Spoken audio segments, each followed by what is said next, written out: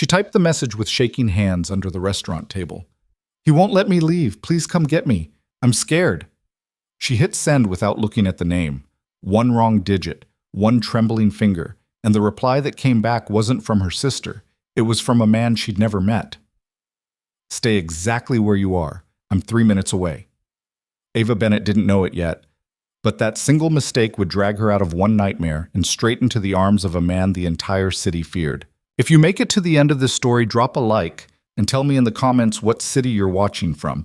I want to see how far this story travels tonight. Stay with me. The rain came down on Chicago the way it always did in late October. Mean, slanted, personal. It hit the windows of Lorenzo's on North State Street like someone throwing handfuls of gravel, and every time the door swung open, a gust of cold air carried the smell of wet pavement and car exhaust into the warm, low-lit dining room.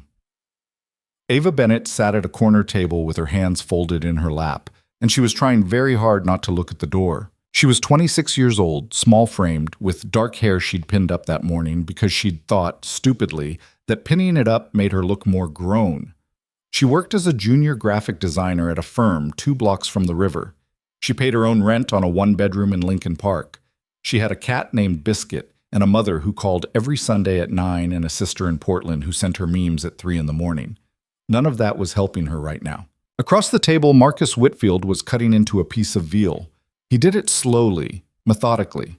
The knife went through the meat with the kind of deliberate pressure that made the sound travel. "You've barely touched your food, Ava." "I'm not that hungry. I ordered for you." "I know." "You said you liked salmon." "I do, I'm just—" She forced a small smile. It felt wrong on her face. "I had a late lunch. I should have said something." Marcus set the knife down.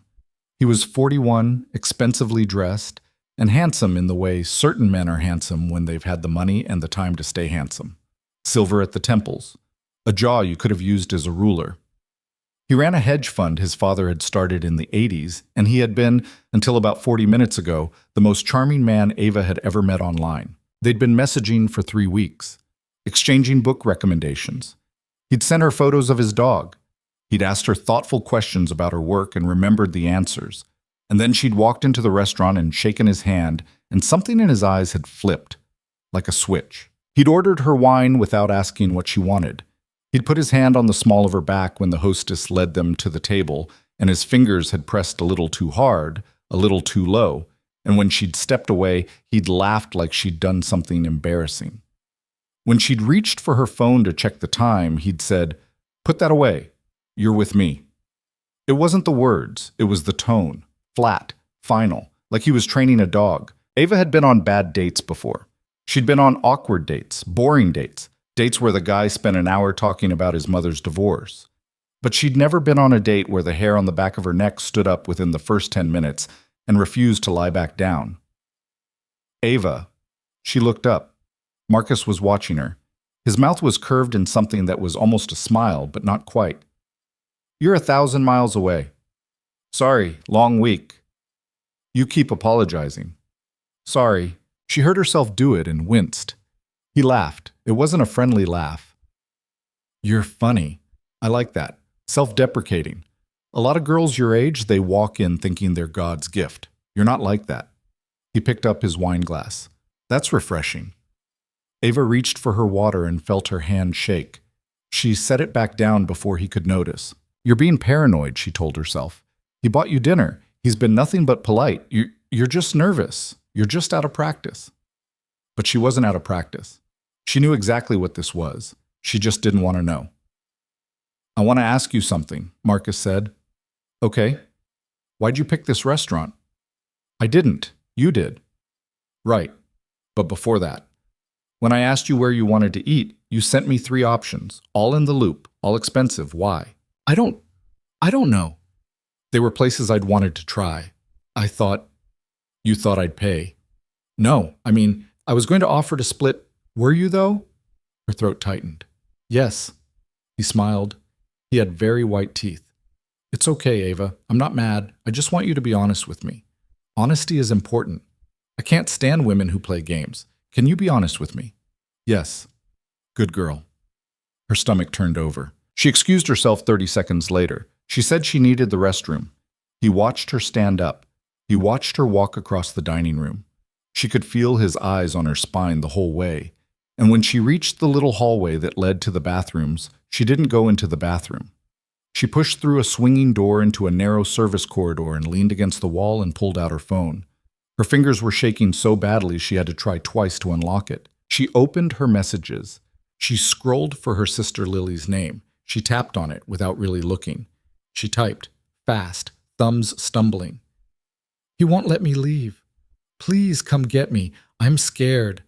Lorenzo's on State Street. Please." She hit send. Then she stood there, breathing, listening to the kitchen noise on the other side of the wall.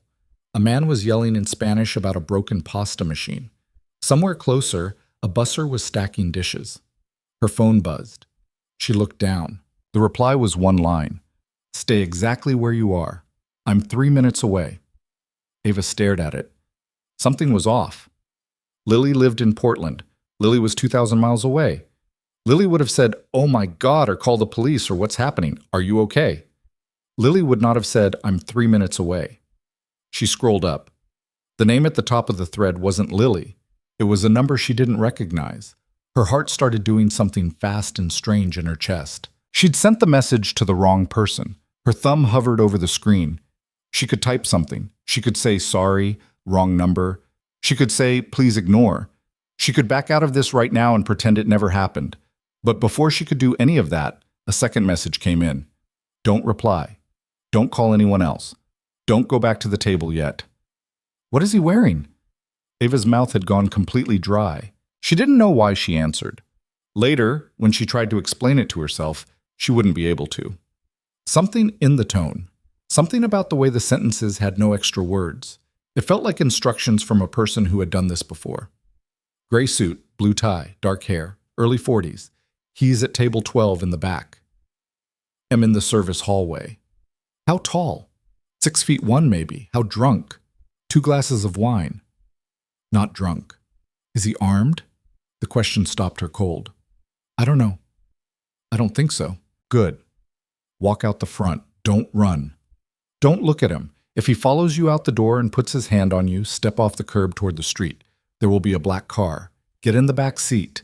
I'm wearing a dark coat. You'll know. Ava read it twice. Then she typed, before she could stop herself. Who are you?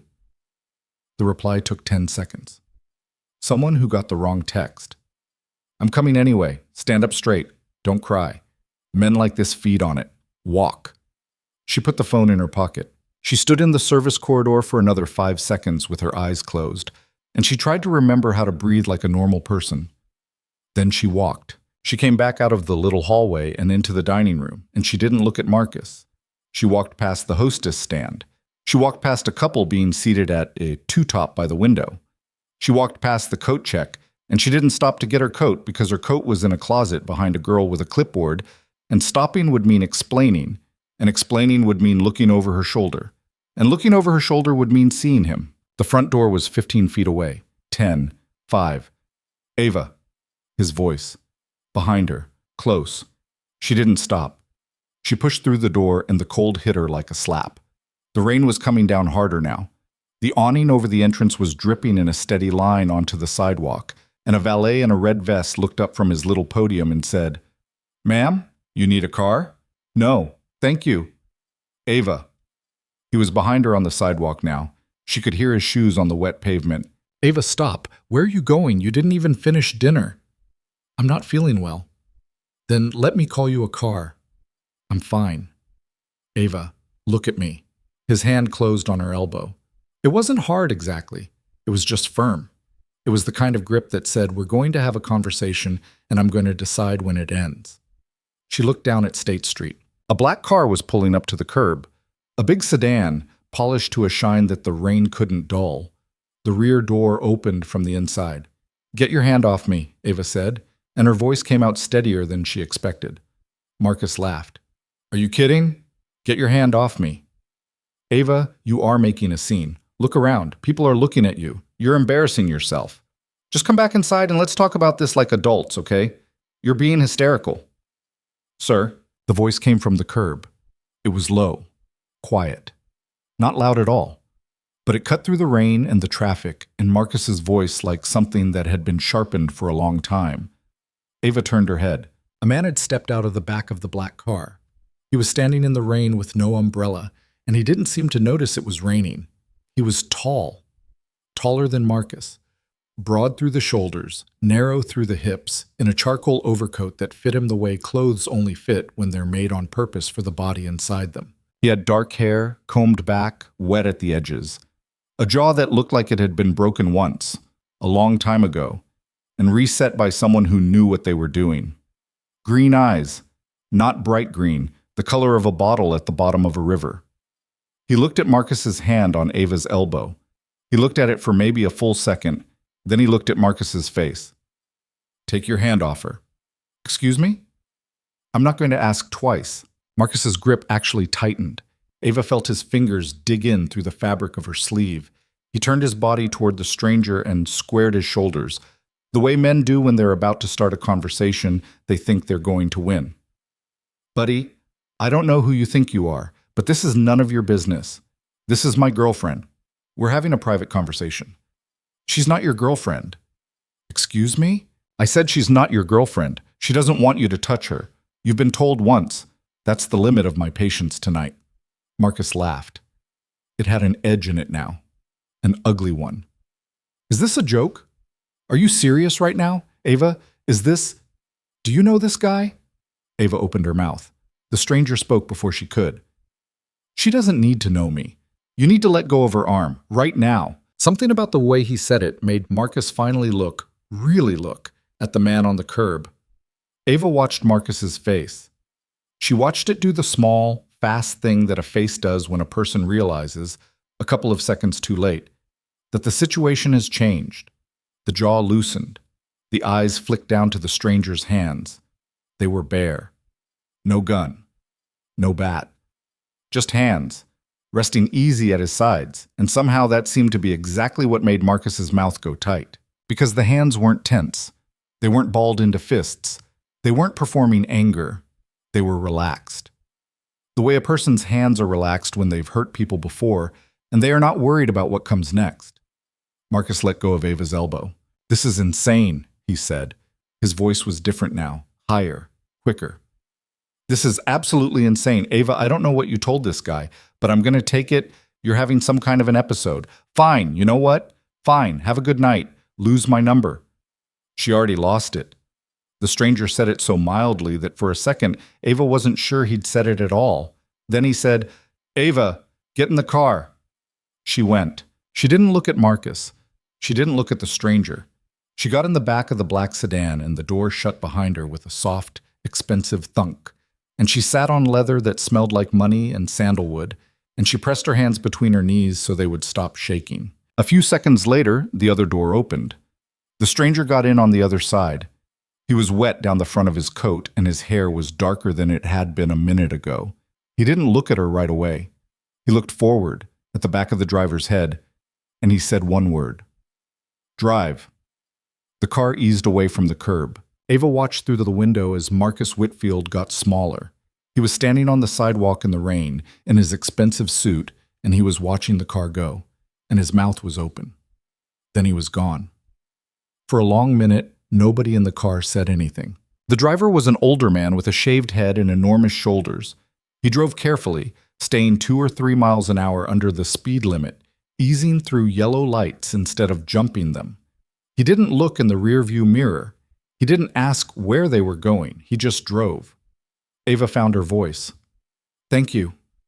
The stranger didn't look at her. You can stop shaking now. You're safe. I'm not. She looked down at her own hands. They were trembling like she was cold. She wasn't cold. Oh, she said. He finally turned his head. Up close, his eyes were even harder to describe than they'd been on the sidewalk. There was a steadiness in them that she couldn't read. He didn't look angry. He didn't look excited. He looked like a man who had, on a Tuesday night in the rain, just done something he had done many times before, and was already thinking about the next thing. What's your name, Jipos? He said. Ava. Ava Bennett. Dominic Hale. Dominic, that's right. I'm sorry. He raised an eyebrow. For Texting you. I meant to text my sister. I hit the wrong name. I'm so sorry. I didn't mean to drag you into... Ava. Yes? Stop apologizing. She closed her mouth. He watched her for another second. Then he reached into the pocket of his coat and took out a handkerchief. A real one. White cotton, folded into a neat square. He held it out to her. Your mascara's run. Oh. Her hand went to her face. It came away black. Oh, God. Take it. She took it. She pressed it under her eyes. The cotton was soft and it smelled very faintly like the same sandalwood as the car. Where do you live? Lincoln Park. But I have my car. I drove. It's in the garage on Ohio. I can... You're not driving tonight. I'm fine. I'm okay now, really. Ava. Yes? You are in shock. You don't know it yet because your body hasn't caught up. But in about 20 minutes, you're going to start shaking so hard your teeth are going to chatter. And you're going to feel like you need to throw up. That is a normal reaction to what just happened to you. You are not driving tonight. Give me your address. Martin will take you home. I'll have someone get your car in the morning and park it in front of your building. Your keys will be in the kitchen mailbox at the restaurant, if they're not with you already. Ishtatima. She stared at him. Who are you? He smiled. It was a small smile and it didn't reach his eyes. It was the first expression she had seen on his face that looked like a real expression and not a tool. I already told you, someone who got the wrong text. That's not an answer. It's the one you're going to get tonight. The car turned onto Chicago Avenue. The rain was lighter now, fine and silver under the streetlights. Ava pressed the handkerchief harder against her eyes and felt, all at once, the thing he had promised her. It started in her stomach, a cold sliding feeling, like something coming loose. She closed her eyes. He ordered for me, she heard herself say. Her voice didn't sound like her own. He ordered me a salmon, and I don't even like salmon. I mean, I do. I didn't want it tonight. And when I said I wasn't hungry, he said I was being rude, like I was a child. And his hand on my back when we walked in, it was like, I don't know, like he was steering me, like he'd already decided where I was going to sit. Dominic said nothing. And then I tried to leave, and he said I was embarrassing myself. He said I was being hysterical. I'm sorry. I don't know why I don't even know you. You don't have to know me to talk. I've never done anything like this before. Met someone from an app. My sister was the one she said I needed to get back out there. She made my profile. She said, Ava, you have not been on a date in 18 months. It is medically concerning. And I said, okay, fine. And I matched with him, and he was so nice, For 3 weeks, he was so nice. And then I walked in tonight, and he was always that man. She opened her eyes. What? He was always that man, Dominic said. You didn't meet him tonight. You met him 3 weeks ago. He was just waiting to take the mask off in person. Some men do it fast. Some men take a year. But they're the same man, Ava. The charming one, and the one with his hand on your elbow. They're the same. Ava didn't answer. The car kept moving. She watched the city slide past the window. A CTA bus hissed up to a stop at the corner of Clark and let a man out in a hooded sweatshirt. A woman jogged past with a dog in a raincoat. A Thai place had a neon sign buzzing in its window that said, open, though a kid was already stacking chairs inside. Why did you come? She said. Dominic looked at her. You could have just written back wrong number, she said. You could have ignored it. Why did you come? He was quiet for a moment. She thought he wasn't going to answer. Then he said, a long time ago, someone I loved sent a message like that. To the right person. And the right person didn't go. Oh. So when I got yours, I went. He turned his head and looked out his own window. The car went north on Michigan, and Ava did start to shake, the way he'd said she would, and she pressed her hands between her knees and tried to keep her teeth from clicking together. And Dominic Hale didn't look at her again. But at one point he pulled his coat off and laid it across her lap without a word, and she let it stay there.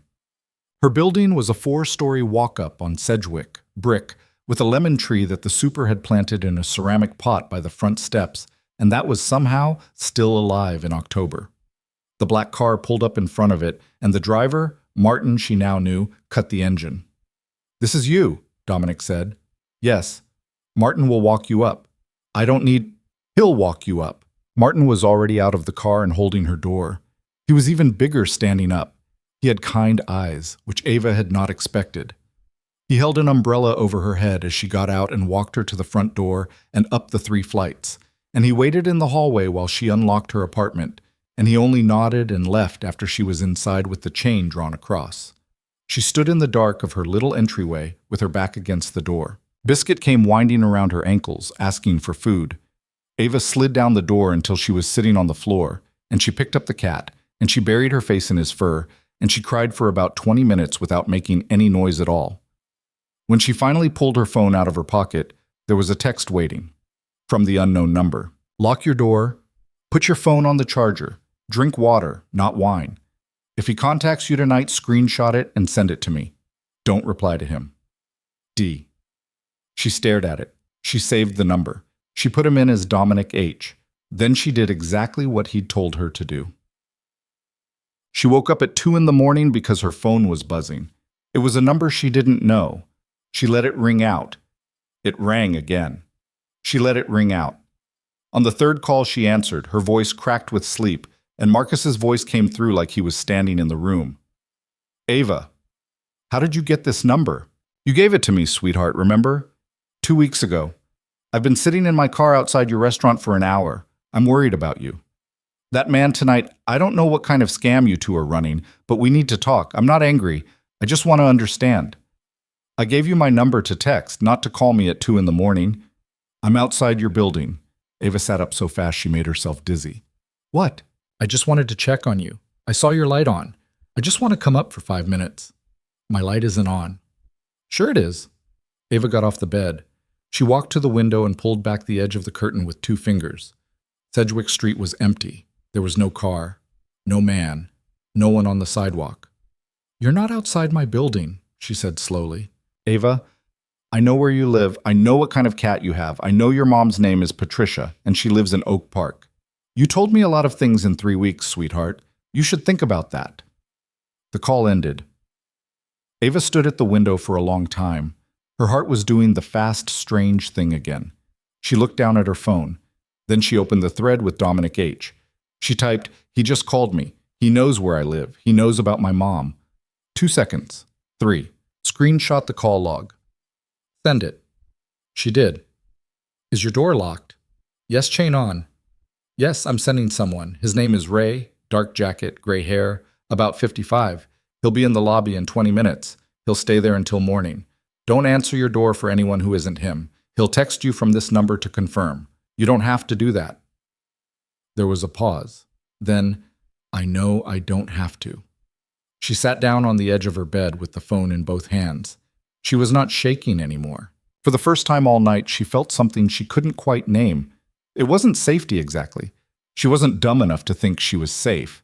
A stranger she had met 6 hours ago was sending another stranger to stand in the lobby of her building at 2 in the morning, and she had just agreed to it without blinking. But there was something underneath the fear now, a kind of stillness. She looked at the last message on the screen. I know I don't have to. She read it 3 times. Then she got up and made coffee because she knew she wasn't going to sleep.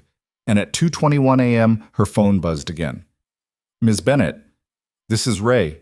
I'm in your lobby. I'll be here until 7. Please don't come down. Thank you. She wrapped her hands around the coffee mug. She looked out the window at the slick black street and the lemon tree in its pot, bent sideways by the wind, stubborn and small and alive. She thought about the man in the charcoal coat. She thought about the way he had looked at Marcus's hand on her elbow for exactly 1 second before he spoke. She thought, who are you, Dominic Hale?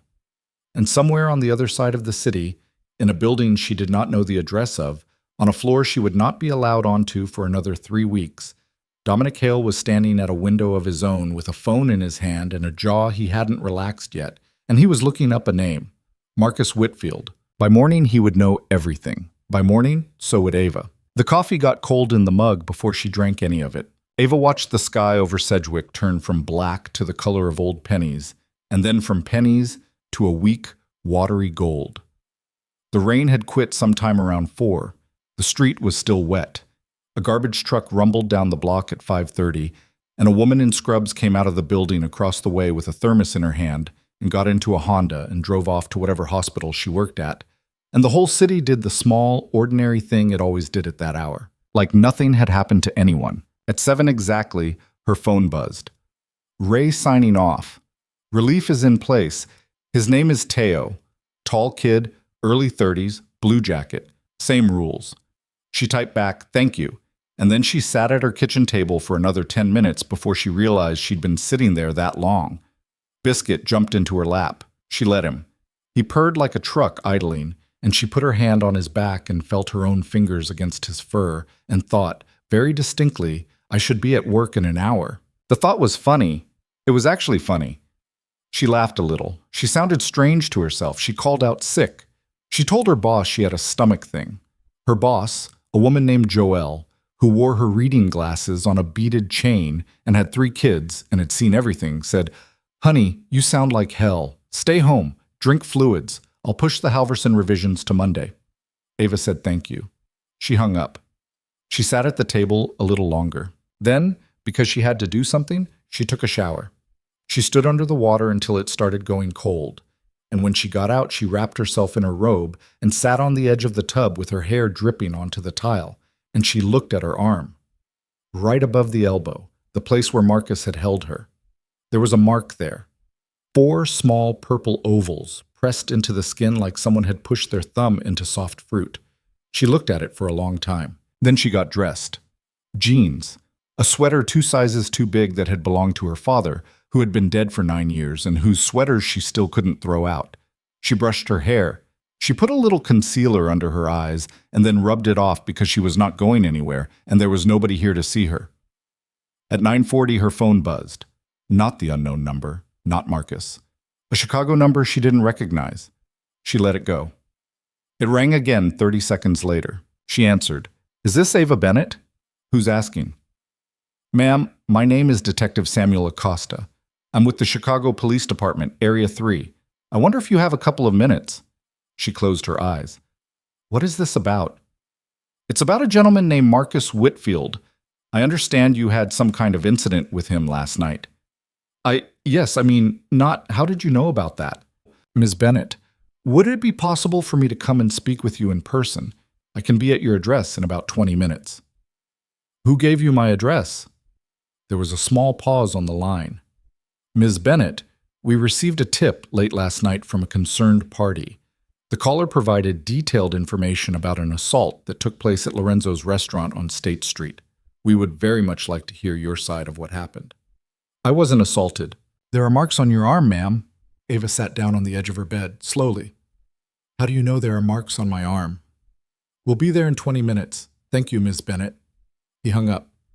Ava looked at the phone in her hand, then she opened the thread with Dominic H. She typed, "A detective just called me. He knew about my arm. He said someone called in a tip." She stared at the screen. Nothing came back for maybe 10 seconds. Then 3 dots, and then, "Talk to him. Tell him the truth. Show him your arm. If he asks who texted you last night, tell him a stranger. That's all. You don't have my name. You don't have the license plate. You don't remember what I looked like." "I do remember." "You don't." She read it twice. "Why?" "Because when you tell a detective my name, his day gets complicated. And when his day gets complicated, so does yours. You are the person Marcus Whitfield hurt last night. Stay the person Marcus Whitfield hurt last night. Don't become anything else yet." Yet. She sat with that word for a second. Then she typed, "Did you call the tip in?" The reply came fast. "No." "Then who? I don't know yet. Stay calm. Answer his questions. Call me when he leaves." Detective Acosta came at 10:15. He was a broad, tired man in his 50s in a gray suit that had been good once, years ago. He had a notebook and a kind, worn-out face, and he smelled, very faintly, of menthol cigarettes and hand sanitizer. He sat in her kitchen and drank the coffee she made him, and he asked her to walk him through her evening, and she did, and she left out Dominic Hale's name the way she'd been told to. She called him a man. She called him a stranger. She said she didn't get a good look at the car. She said her head was spinning. She wasn't thinking clearly. She was just grateful someone had intervened. Acosta wrote it all down and made soft, sympathetic noises and didn't push her on it too hard, which was interesting. He asked to see her arm. She rolled up her sleeve. He looked at the bruises for a long moment. "Ms. Bennett," he said, "I'm going to be straight with you. Mr. Whitfield has a history. This isn't our first rodeo with him. I don't want to say too much, but I want you to understand that if you're willing to file a formal complaint, you are not the first woman in this city to raise her hand about him. And the report you give us today may make a real difference to other women down the road. Do you understand what I'm saying to you?" Ava looked at her arm. She looked at the bruises. "He called me at 2 a.m, she said. "He said he was outside my building." "Was he?" "No." "You're sure?" "I looked." Acosta wrote that down. Then he stopped writing and looked at her. "Ms. Bennett, do you have somewhere else you can stay for a few nights? A friend? A family member? Somewhere he wouldn't know to look?" "Why?" "Because, in my experience, when a man like Mr. Whitfield gets publicly embarrassed the way he got embarrassed last night and then makes a 2 a.m. phone call claiming to be outside a woman's home, he is not in a stable place. I would like you somewhere he doesn't have the address of, for the next few days at least. Will you do that for me?" "Yes." "Good." He finished his coffee. He stood up.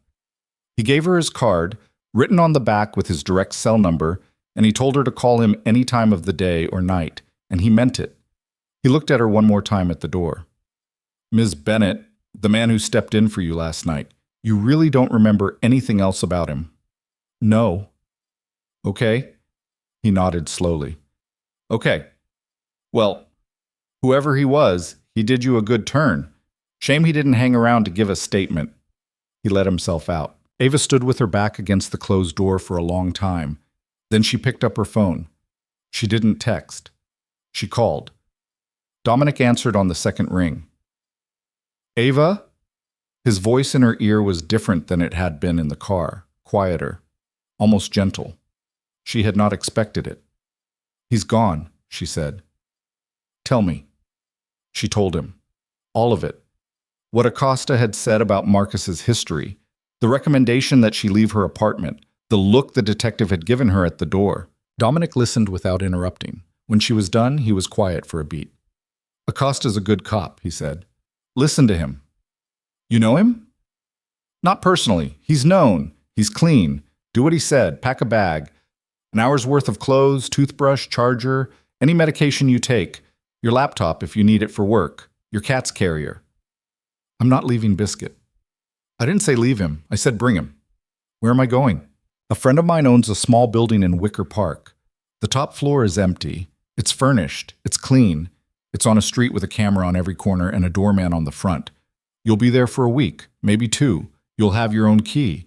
No one goes in or out of that floor but you." Dominic. "Yes." "I can't just—" "You can. Listen to me." She listened. "I'm going to be honest with you, Ava. I'm going to be more honest with you than I should be because last night you asked me a question in the car and I didn't answer it, and I've been thinking about that. I think you deserve an answer. Not the whole answer, just enough of one." "Okay. Marcus Whitfield is not a difficult man for me to deal with.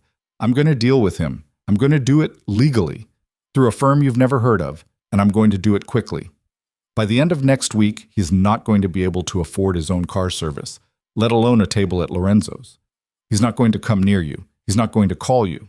He's not going to stand outside your building at 2 a.m. He's going to be very, very busy trying to hold on to what he has left. That is what I can do for you in an afternoon. Do you understand what I'm telling you?" "I think so. I want to be very clear. I am not a good man. I'm not advertising myself to you. I'm telling you what I am so you can make a decision with the right information. I move a certain way in this city. I have for a long time. The reason I could be there in 3 minutes last night is not that I got lucky. It's that I am always 3 minutes from everywhere in this city that I want to be 3 minutes from. I want you to understand that before you get in another car of mine." Ava was quiet.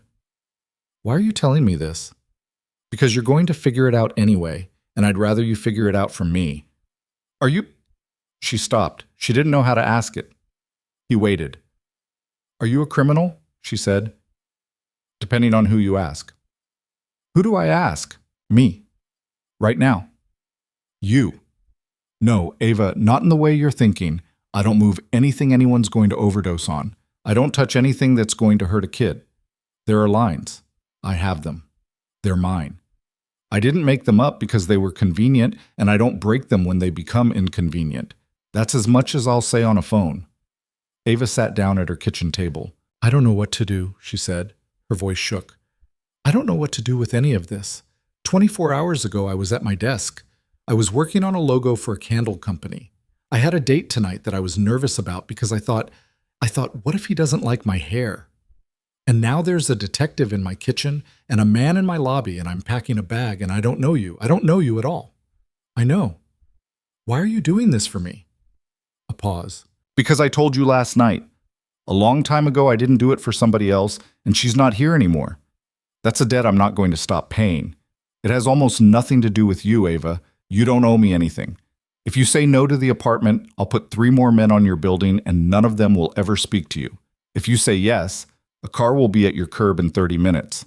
I'm not going to be in it. You won't see me for a few days. This isn't a favor I'm trading for anything. It's a thing I'm doing because I can. She closed her eyes. 30 minutes, she said. The apartment in Wicker Park was on the top floor of a squat brick building on a quiet side street off Milwaukee Avenue. The doorman, a short, unsmiling woman named Inez, checked Ava's ID against a list and handed her a key and a fob and a small white envelope. She didn't ask any questions. She didn't introduce herself. She gestured to the elevator and went back to her newspaper. The elevator had a brass panel with 3 buttons on it. Lobby, 2, 3. Ava pressed 3. The fob made it light up. The apartment took up the whole floor. High ceilings, wide, dark-stained floors, a kitchen with a marble island and copper pans hanging from a rack over the stove. A living room with 2 leather chairs and a gas fireplace and a single big window that looked out onto the rooftops and the gray sky behind them. A bedroom with a bed that had clearly been made by someone who had done it 1,000 times, and a bathroom with towels stacked by thickness. It was immaculate. It did not look like anyone had ever lived in it. Ava set Biscuit's carrier down in the living room and opened it. He walked out, sniffed the rug, and immediately disappeared under the couch. She opened the white envelope. Inside was a folded piece of paper. Ava, the refrigerator has food. The coffee in the cabinet is the kind you said you liked on your dating profile.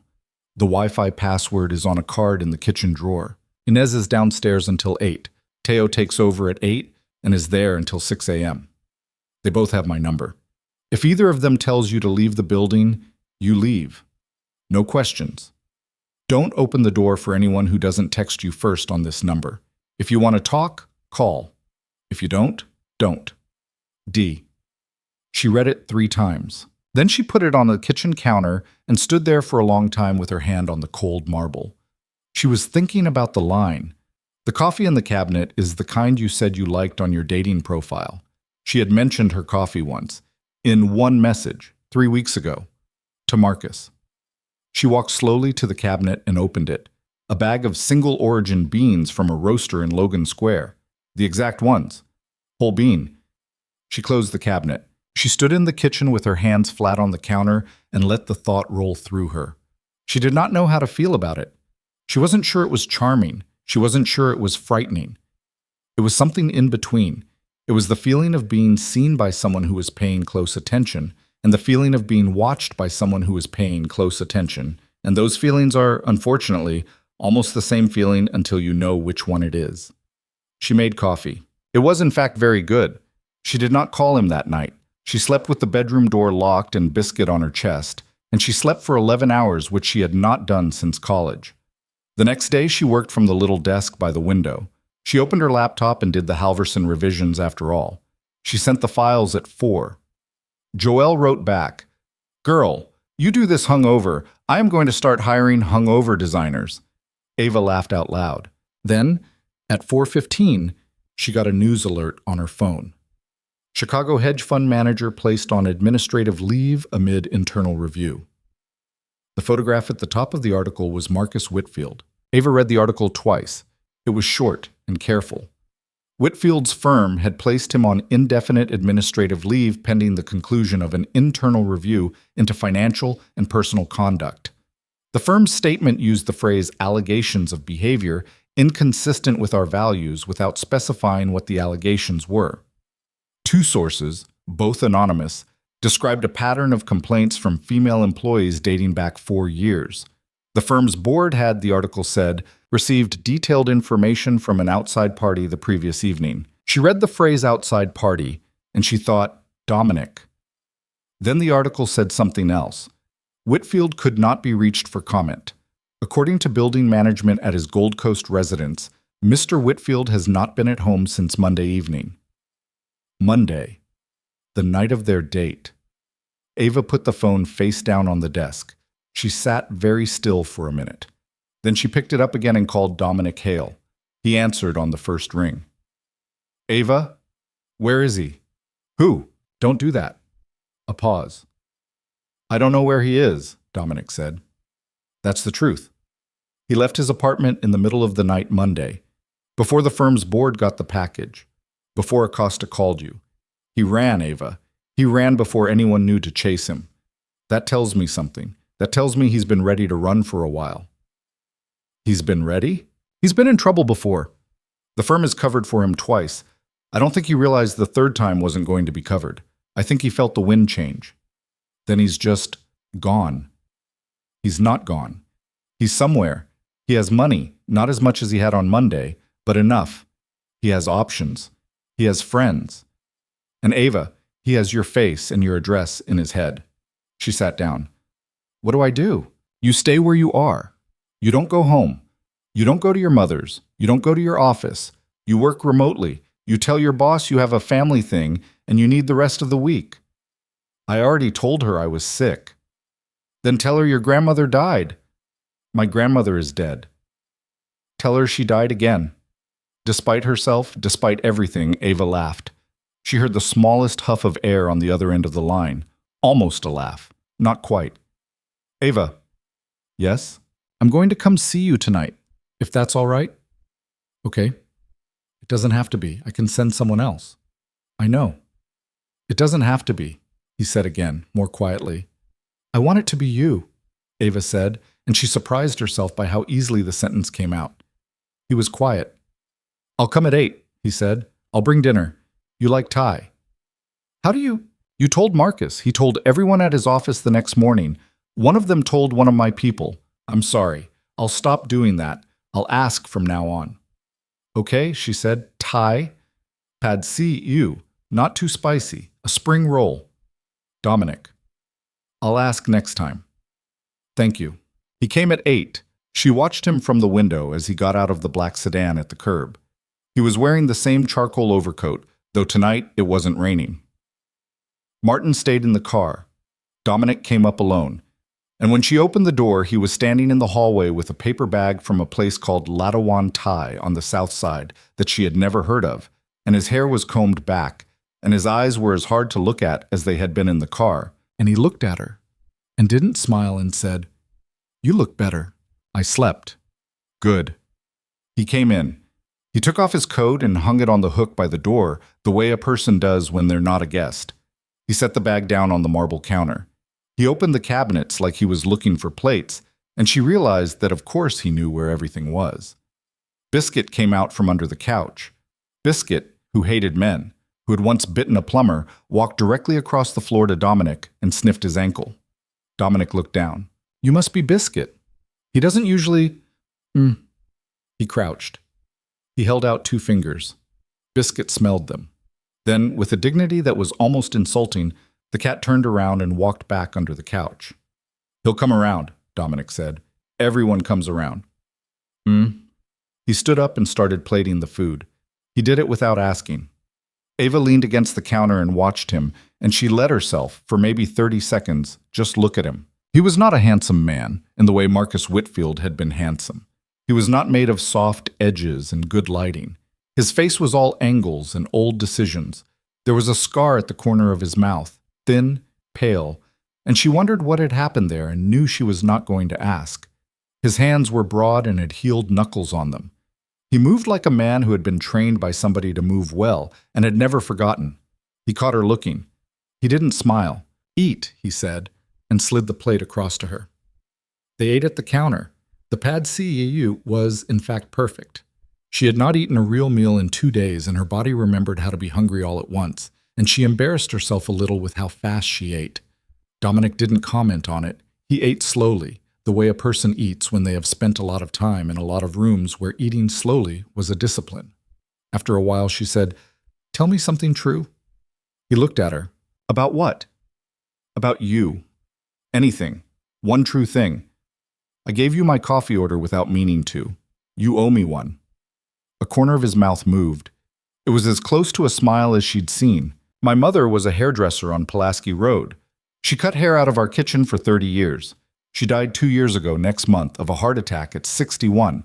She never knew exactly what I did for a living. She knew enough to know she didn't want to know more. The last conversation we had, she told me to get a haircut. "Did you?" "I did." "And your father? Left when I was 9. I met him once at my mother's funeral. He shook my hand, I shook his. He said he was sorry. I said, 'Don't be.' He left again. That was that." "I'm sorry." "Don't be. I had my mother, and that was enough of a parent for any person." Ava set her fork down. She watched him for a moment. "Who was she?" she said. "The person who sent the text. The one you said you didn't go for." He was quiet a long time. "My sister," he said finally. "Marcy. She was 24. She was dating a man I didn't like. I told her I didn't like him. I told her once. She asked me to stop. I stopped. One night she sent me a message from a bar on Halstead. It said, 'Please come. He's being weird.' I was at a dinner I thought was important. I told myself it was fine. I told myself I'd call her in an hour. I called her in an hour. She didn't answer. She never answered again." "Oh," Ava said. "Yeah. I'm so sorry." "Don't say sorry. You asked me a question. I answered." She reached out. She put her hand on his wrist. She did it without thinking.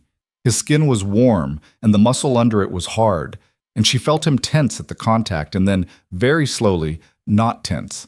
He looked at her hand on his wrist. She started to pull back. He turned his own hand over and caught her fingers. He did it lightly. A person could have pulled away at any time. He held her hand for about 5 seconds. Then he let go. He picked up his fork. He went back to his pad CU. "I don't do this," he said, not looking at her. "Do what?" "Any of this. I don't sit in apartments. I don't bring dinner. I don't talk about my sister." "What do you do?" He looked up. "I work." "That's it?" "That's it." She studied him. "I don't believe you," she said. "I think you're lonely." "That's an assumption." "It's a guess." "Guess more carefully." "No." He looked at her for a long moment. A muscle flickered once in his jaw. "Eat your spring roll, Ava." "Okay." After dinner, he stood up and cleared the plates. He washed them. She told him he didn't have to. He did anyway. He put them in the drying rack, and he dried his hands on the dish towel. And he turned to look at her. And something in his face had changed. The softness, which had not really been softness, but had been something a little like it, was gone. His shoulders had set. "I have to go," he said. "Okay. I'll come tomorrow, or the day after. I don't know yet. Teo and Inez have my number. Don't leave the building. Don't answer the door for anyone." "Dominic?" "Yes?" "Where are you going?" He took his coat off the hook. He put it on. He adjusted the collar. He looked at her one more time. "I'm going to find him," he said. Ava didn't say anything. "I'm going to find out who's been helping him hide," he said. "I'm going to have a conversation with that person. It's not going to be a long conversation. Then I'm going to know where Marcus Whitfield is, and Detective Acosta is going to know where Marcus Whitfield is, and the city is going to wake up tomorrow or the next day, and there is going to be a small article in the Metro section that says a man was arrested in a hotel in a town you've never heard of. You're not going to know any of the details. You're not going to want to know them. Do you understand? Dominic, do you understand?" "Yes." He nodded once. He was almost at the door when she said his name again. He stopped. "Don't hurt anyone," she said. He turned his head. He didn't look at her directly. He looked at the door. "I'll try," he said. Then he was gone.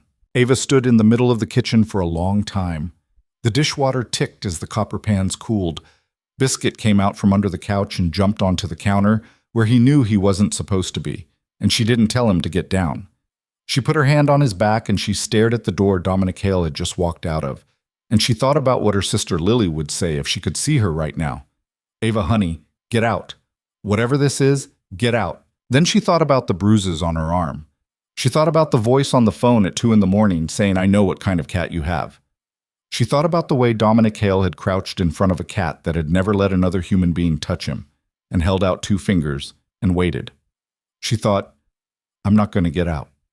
She thought, I don't want to. Somewhere across the city, a man in a charcoal coat got back into a black sedan and told his driver an address that Ava Bennett would never be given.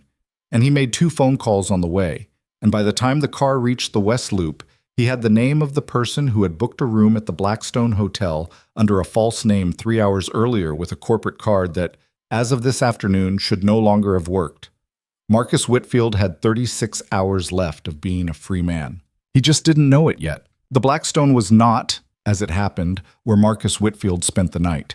He had checked in under the name Gregory Marlowe, a college roommate whose identity he had, over the years, borrowed for things the way some men borrow lawnmowers. He had paid for 2 nights with a corporate Amex tied to a Shell LLC. His lawyer had set up 4 years earlier for exactly this purpose. He had taken a suite on the 14th floor, and he had ordered a bottle of Macallan from room service. And he had stood at the window looking out over Michigan Avenue with the glass in his hand and the city underneath him. And he had told himself he was fine. Then at 10:40 his phone had buzzed with a fraud alert from Amex, and he had known. He had known the way men like him always know when the wind has shifted, because they have spent their whole lives listening for it. He was out of the suite in 6 minutes. He did not check out. He took the stairs. He walked 3 blocks west and caught a cab, and he told the driver to take him to the Palmer House. And halfway there, he changed his mind and told him to keep going to Union Station. And halfway there, he changed his mind again and told him to pull over at a Walgreens on Wabash, where he paid the fare in cash and went inside and bought a prepaid phone and a bottle of water and a cheap charger. And when he came out, he turned left instead of right. He ended up in a place called the Royal Arms Inn, in an unlovely block of West Madison. The clerk was a man in his 70s watching a Bulls game on a portable TV. Marcus paid for 3 nights in cash and signed in as Michael Donovan, and the clerk did not ask to see a credit card or an ID because that was the kind of place the Royal Arms was. He got up to the 3rd floor and shut the door and put the chain on and sat on the edge of the bed for a long time with his hands between his knees. He was thinking. He was thinking about Ava Bennett, not with any heat, not the way he had thought about her on Monday night, when he had watched her walk out of Lorenzo's in her coatless, rain-dampened dress, and known, with the small animal certainty he always trusted, that he could have kept her.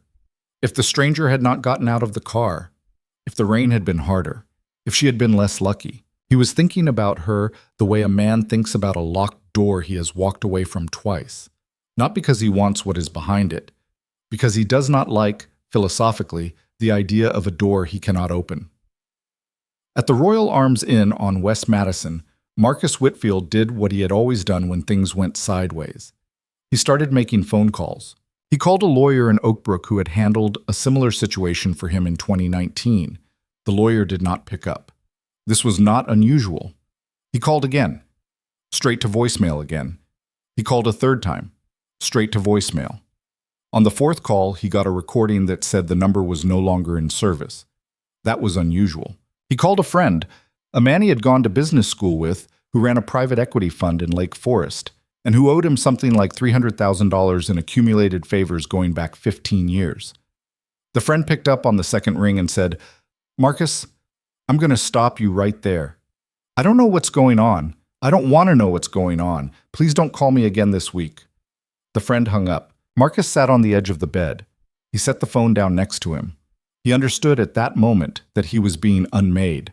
Not hunted, not yet. Unmade.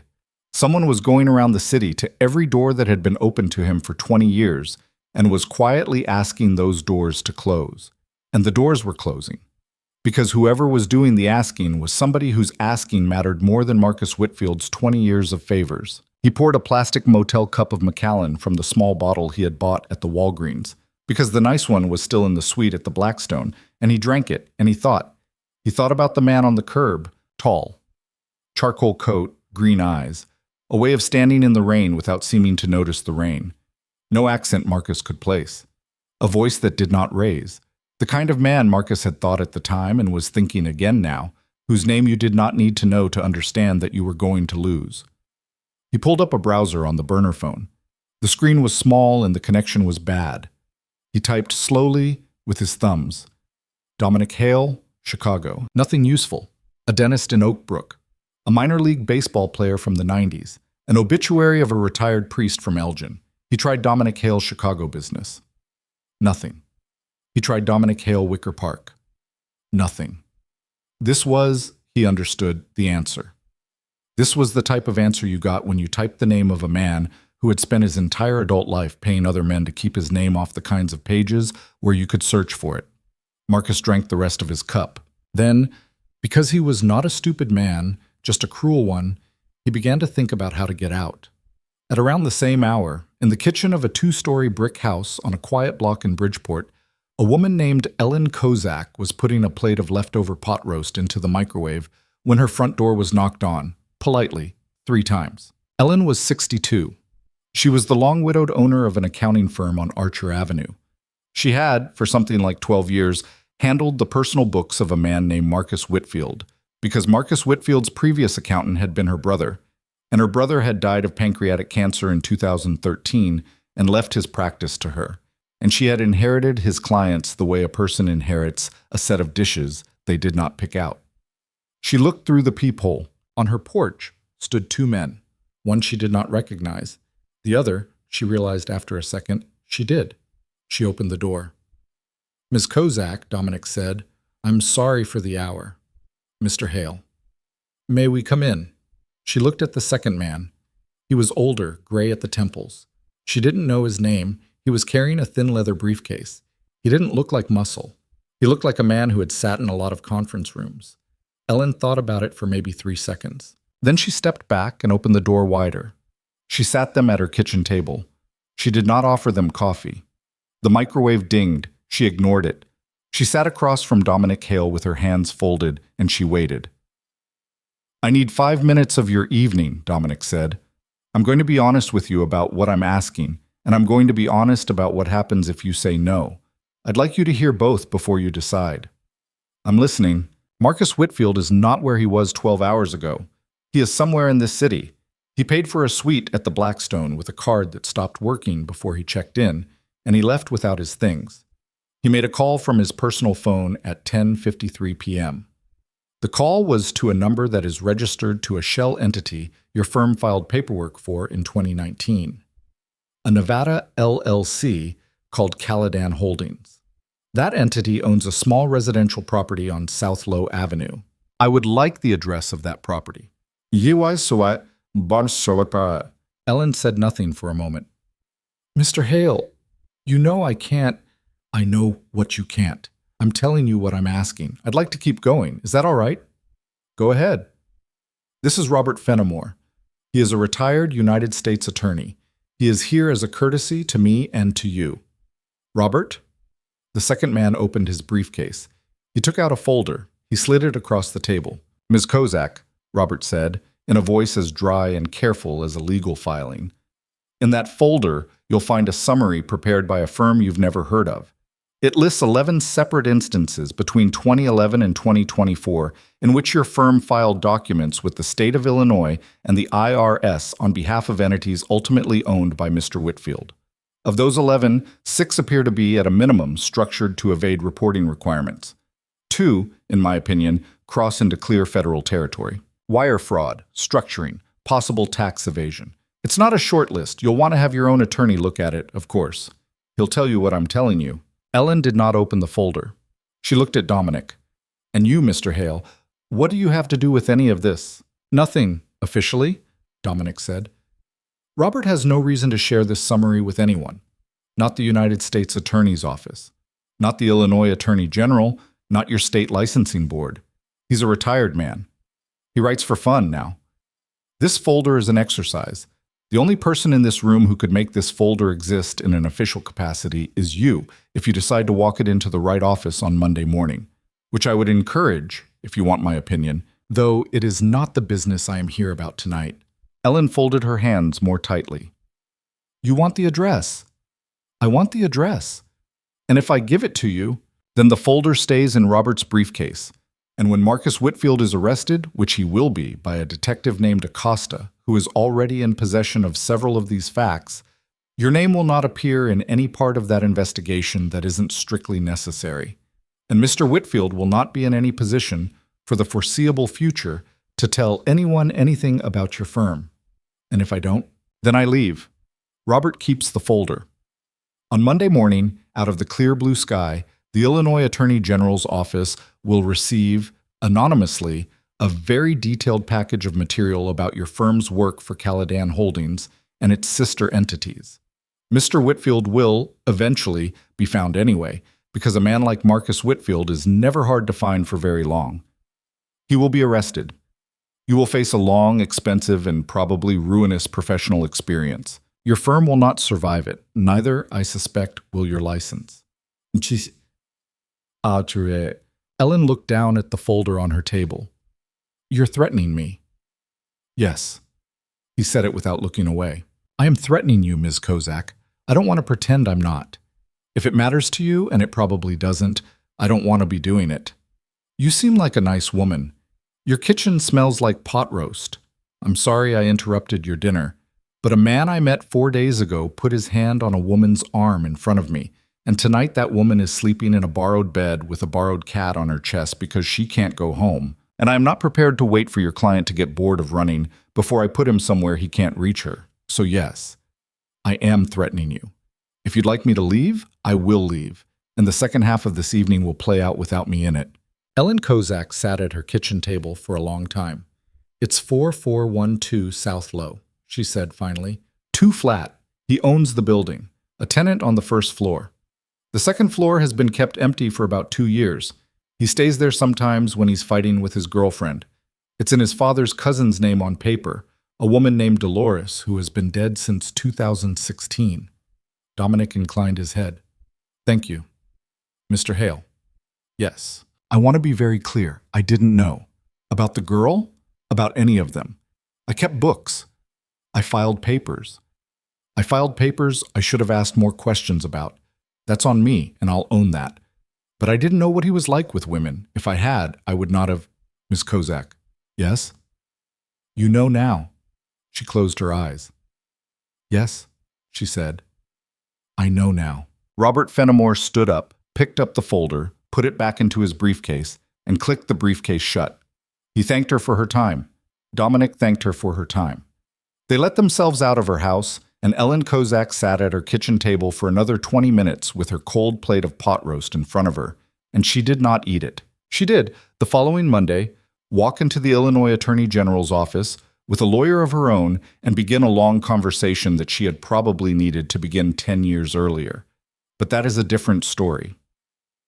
In the car, headed south on Halsted, Robert looked over at Dominic and said, You're going to give that address to Acosta. Yes. You're not going to go there yourself. No. You're sure? I'm sure, Robert. Because I know you. I know you know me. Ava? Yes. That's new. Dominic watched the streetlights move past the window.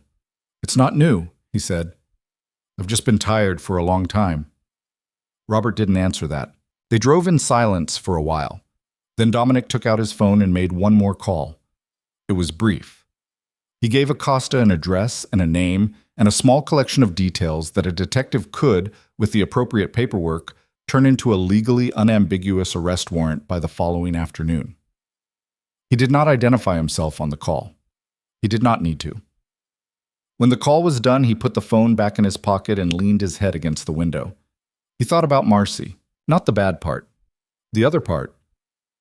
He thought about being 19 years old and walking her home from a high school dance in the rain because his mother had asked him to, and she had asked him to carry her heels because her feet hurt, and he had carried her heels in one hand and an umbrella in the other all the way from the school to their apartment on Pulaski.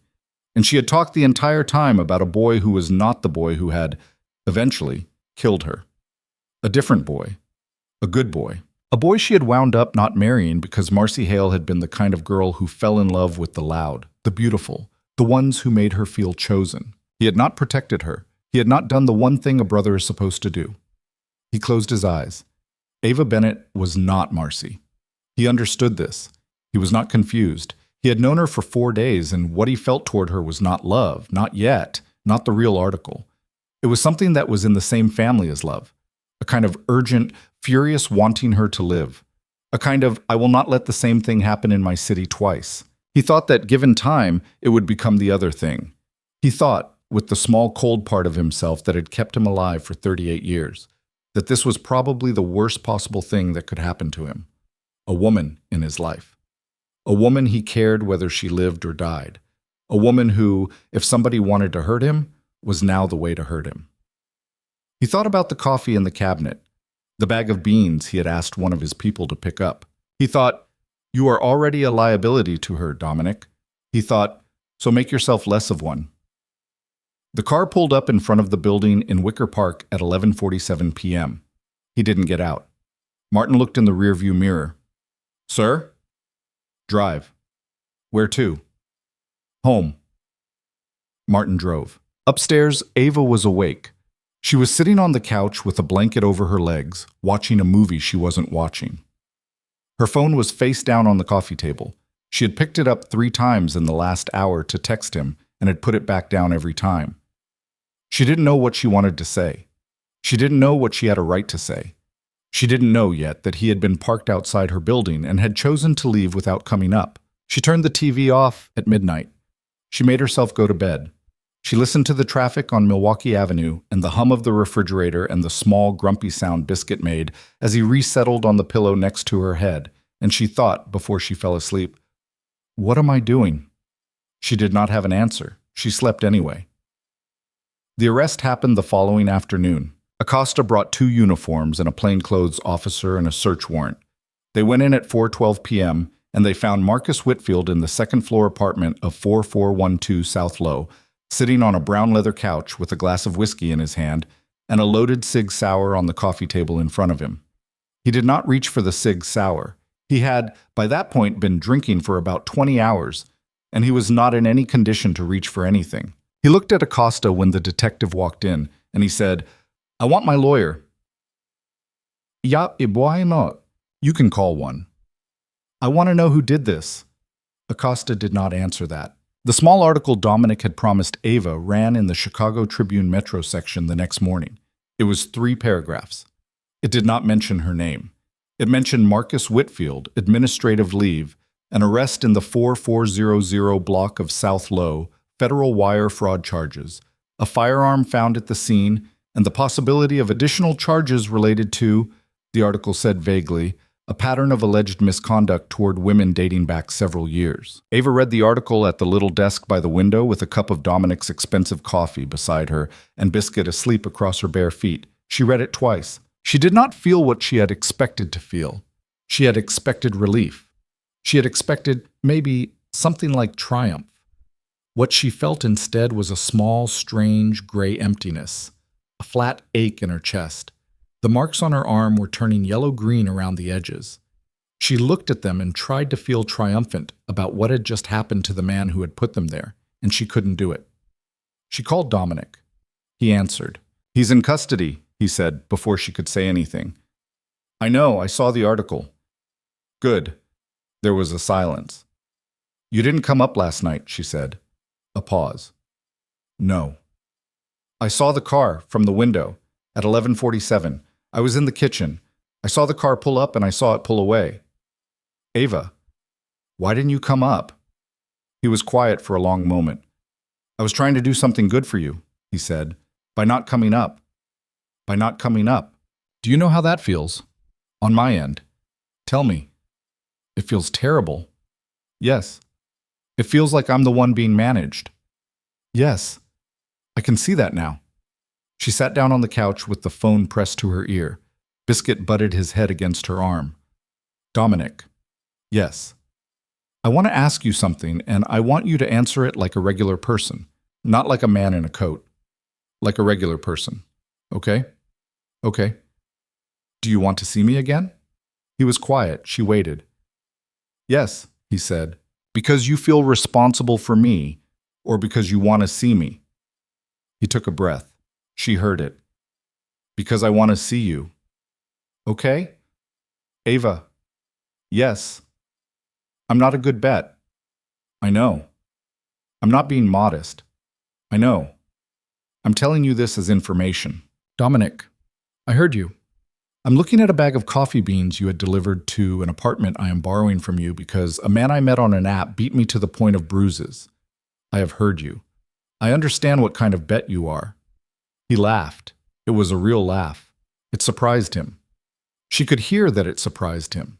It was short and a little rough, and it sounded like a sound he hadn't made in a very long time. All right, he said. All right. Saturday? Saturday? Dinner, okay? Not Thai. Not Thai. I'll pick the place, okay? I'll tell Martin to pick you up at 7. Dominic? Yes. You come up this time. I come up this time. He hung up.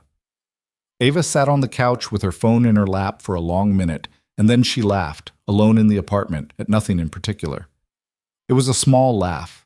It was the first real laugh she had made in 5 days. Biscuit looked at her like she was losing her mind. Yeah, she said. I know. She spent the rest of the day working, badly, on the Halverson revisions. She could not concentrate. She kept thinking about Saturday. She kept thinking about the look on Dominic Hale's face when he had said, I've just been tired for a long time. She kept thinking about the way he had stood with one hand on the doorframe on his way out 2 nights ago, and had said, I'll try, and had meant it. At 5, she went down to the lobby because she had not been out of the apartment in 3 days, and the walls were starting to feel like they were moving in. Teo, the tall kid in the blue jacket, looked up from his book as she came out of the elevator. Miss Bennett? Teo, I was going to grab a sandwich from that place on the corner. Is that okay? He studied her for a moment. Then he smiled a small, shy smile. He was a lot younger than she'd thought. I'll walk you. You don't have to. I have to. She walked down to the deli on Damen with Teo a respectful half-step behind her, and she ordered a turkey on rye, and she stood on the sidewalk with him while she waited for it, and she said, How long have you worked for him? Teo thought about it. I'm not supposed to answer that, ma'am. Oh, sorry, I shouldn't have. 8 years, he said, looking at the ground. Then he looked up. He's a good boss, Ms. Bennett, in case you were wondering. I was wondering. He's the best one I've had. Okay. My mom got sick 2 years ago. She got very sick, very fast, in the Philippines.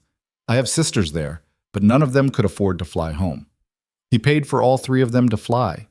He paid for the hospital. He paid to move her to a better one. He never asked about it. He never brought it up. My sister thanked him once, by email, and he wrote back, Don't mention it again. It's already done. He's like that. He doesn't want you to remember. I'm telling you this because I think you should know. Why are you telling me? Teo shrugged. He looked younger than ever. Because he likes you, he said. He doesn't like people. He's liked 2 people in 8 years. The second one's you. I thought you should know. The sandwich man called her order. Ava paid for her sandwich. She walked back to the building with Teo. She rode the elevator up alone. She let herself into the silent apartment, and she stood in the middle of the kitchen holding the paper bag with her turkey on rye inside it, and she did not unwrap it for a long time. The second one's you. Outside, the sky over Wicker Park was turning that bruised lavender color it got in late October right before sunset. A siren went by somewhere far off. Somewhere on the south side, Marcus Whitfield was being processed into a holding cell at the Cook County Jail. Somewhere else, in a building she did not know the address of, Dominic Hale was looking at his phone and thinking about Saturday night and wondering, for the first time in a very long time, what a person was supposed to wear to a dinner that mattered. Ava Bennett set the sandwich on the counter. She pressed her palms flat against the marble. She closed her eyes. She felt biscuit wind around her ankles. She thought, Saturday. She thought, I don't know what I'm doing. She thought, I don't care. Saturday took a long time to arrive. Ava spent Thursday and Friday in a kind of suspended, half-awake state that she could only describe later as being on pause. She did her job. She answered Joelle's emails. She walked Biscuit's food and water bowls from one side of the kitchen to the other and then back, twice, for no reason she could name. She did not call Dominic, and he did not call her. A single text had come through on Friday morning. Still Saturday, 7, wear flats. She had read it standing in the kitchen in her robe with her hair still wet, and she had smiled at her phone like an idiot for about 10 seconds. And then she had gotten embarrassed and put it down. Wear flats. She turned that over for most of Friday afternoon. It was the kind of small, practical instruction that made her feel, in a way she couldn't quite explain, like somebody was thinking about her. She called her sister on Friday night. It was the first real conversation they'd had since the Monday before. Lily picked up on the second ring, and when she heard Ava's voice, she said, "Okay, start from the beginning, and I swear to God, Ava, if you leave anything out, I will fly to Chicago and drag it out of you in person." Ava told her most of it. She left out Dominic's name. She left out the address in Wicker Park. She left out the folder on Ellen Kozak's kitchen table, which she did not know about but would not have mentioned if she had. She told Lily about the date, about Marcus, about the wrong text, about the man in the charcoal coat. When she was done, Lily was very quiet for a long moment. "Ava?" "Yeah." "You need to stay away from this guy." "Lily." "No. Listen to me. I know you. I know what you do. You find a stray dog and you decide to move it into your apartment. This is not a stray dog. This is a man who had 30 minutes to arrange a security guard in your lobby at 2 in the morning. That is not a boyfriend. That is a fixer. That's a character. That is something bad in a nice coat. He saved my life, Lily. He was in the right place at the right time. One time. Nobody is in the right place at the right time more than once, Ava. Not without paying for it. I'm having dinner with him tomorrow." Silence. "Ava, I know." "Ava, I said I know." "Honey, please." "I know." Lily was quiet a long time. "Promise me something." "What?" "Promise me if you get one single bad feeling, one, Ava, I don't care how small, you get up from the table and you leave. I don't care if you're embarrassed. I don't care if it hurts his feelings. I don't care if he's the best man you've ever met. If something in your gut says go, you go. I promise. Pinky promise." "Lily, I am 26 years old." "Pinky promise, Ava Marie. I pinky promise." She hung up. She sat on the edge of the bed. She ran her thumb over the spot on her arm where the bruises had faded almost all the way to nothing, just a whisper of yellow left under the skin, and she thought about her sister's voice saying something bad in a nice coat.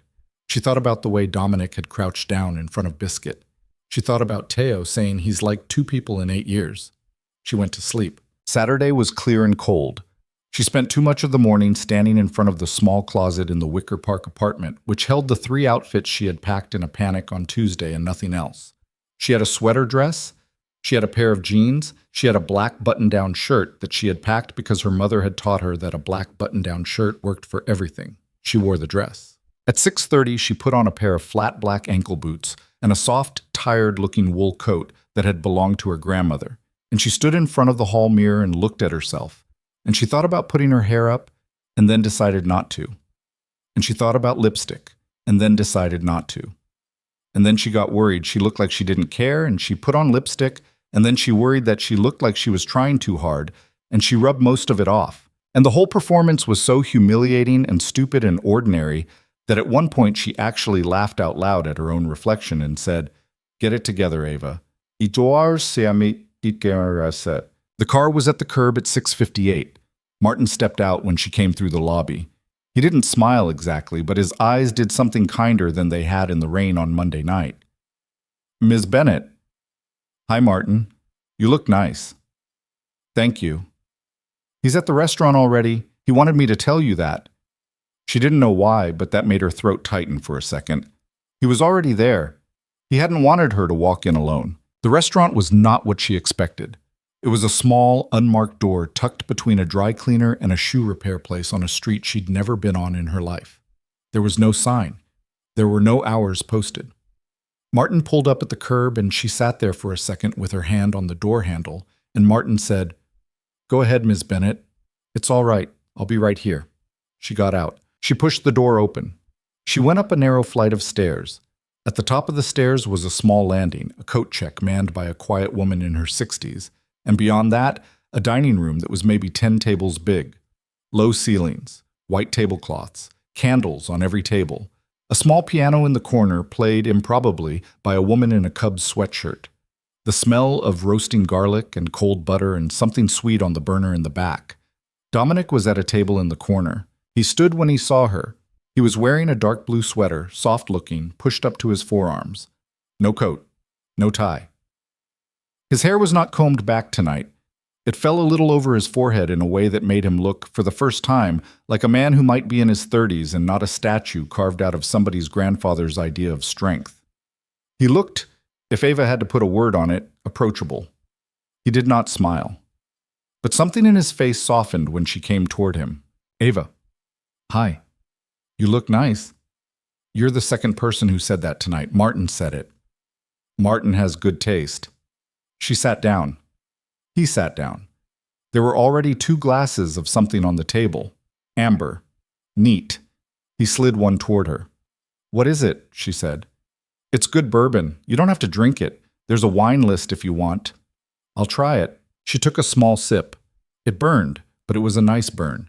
It tasted like caramel and something else, something a little bitter, a little woody. She set the glass down and said, "I don't think I've ever had bourbon that didn't come out of a bottle under somebody's sink in college. This one's better." "Yeah, it is." There was no menu. A waiter came and said hello and told them, briefly and quietly, what the kitchen was doing tonight. A beet salad, a piece of cod with brown butter and capers, a small pasta with mushrooms, and a kind of cheese Ava had never heard of. A bone-in ribeye if they were hungry. Dominic looked at her. "I'm hungry," she said. Good. He ordered for both of them. He did it without asking her permission, and she noticed it, and she noticed that it didn't feel the way it had felt when Marcus had done it. She tried to figure out why. The difference, she decided, was that when Dominic had glanced up at her before saying the ribeye, the pasta, the salad, both of us, his eyes had held hers for 1 extra second, as a kind of question. And her eyes had answered. And he had taken the answer. That was the difference. The waiter went away. Dominic folded his hands on the table. "You called your sister. How did you know that?" "You told me Lily lives in Portland. I guessed. You have the look of a person who's had somebody yell at her about me in the last 12 hours. "I don't know if it was yelling. It was sisterly. She said you were something bad in a nice coat." A corner of his mouth moved. "That's not inaccurate." "That's what I told her." He looked at her for a long moment. "You told her?" "Not about you. I didn't give her your name. I told her about Monday. I told her a man helped me. I said I was having dinner with him tonight. She said I shouldn't." "She's smart. She's annoying." Those are often the same. The salads came, beets with pistachios and a soft goat cheese and something green that tasted like lemon and pepper at the same time. Ava ate slowly because she wanted to pay attention to him. He ate slowly for the same reason. "Tell me something true," she said. "Again?" "I like the game." He thought for a moment. "I don't know how to swim." She almost laughed. "You don't know how to swim." "I never learned. I grew up on Pulaski. The nearest body of water was the puddle behind the Jewel. I've been around boats. I've been on boats. I've never been in the water." "That's embarrassing." "Yes, it is." Dominic Hale, feared and powerful Chicago man, can't swim. Keep your voice down. "I could drown you, if I had to. I could just push you into Lake Michigan and nobody would ever know." "You'd have to get me to Lake Michigan first." "I could get you to Lake Michigan." "Could you?" "Yes." He looked at her over the rim of his glass. "I believe you," he said. She was laughing. She was actually laughing. It surprised her. She set her fork down and put her hand over her mouth for a second, and Dominic watched her laugh with an expression she could not read, and she thought, with a small jolt under her ribs, oh, I'm in trouble." The cod came. The pasta came. The ribeye came. They drank a little more. He did not push her on anything. He did not ask about the bruises. He did not bring up Marcus. They talked about Chicago in the way that two Chicagoans talk about Chicago, which is with equal parts affection and grievance. He told her that the best hot dog in the city was, correctly, at a place she had never been to on Western. She told him that anyone who put ketchup on a hot dog should be put on a list. He agreed. He told her his mother had refused to let anyone put ketchup on a hot dog in her house. He said Marcy had once, at 13, done it in front of her specifically to test her. What did your mom do? She took the hot dog away from her and threw it in the trash, bun and all.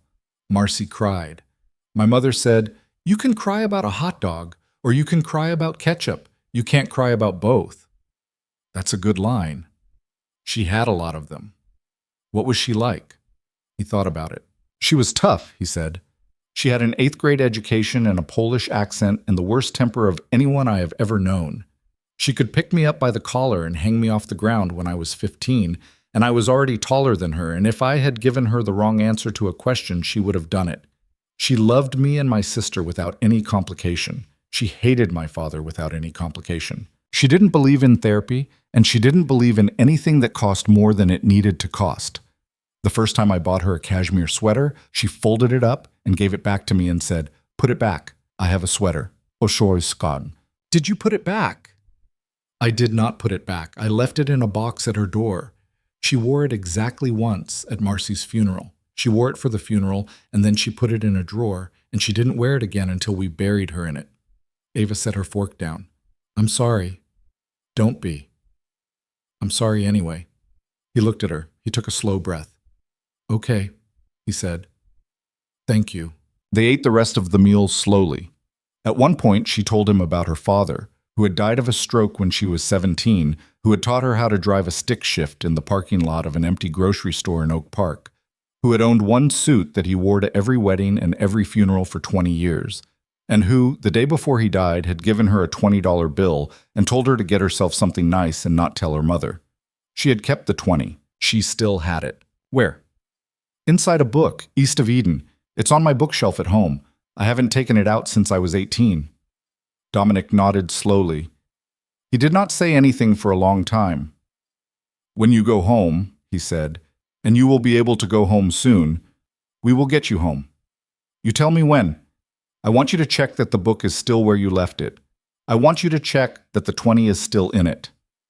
Why wouldn't it be? Because Marcus Whitfield is in custody, but Marcus Whitfield had a key to the city.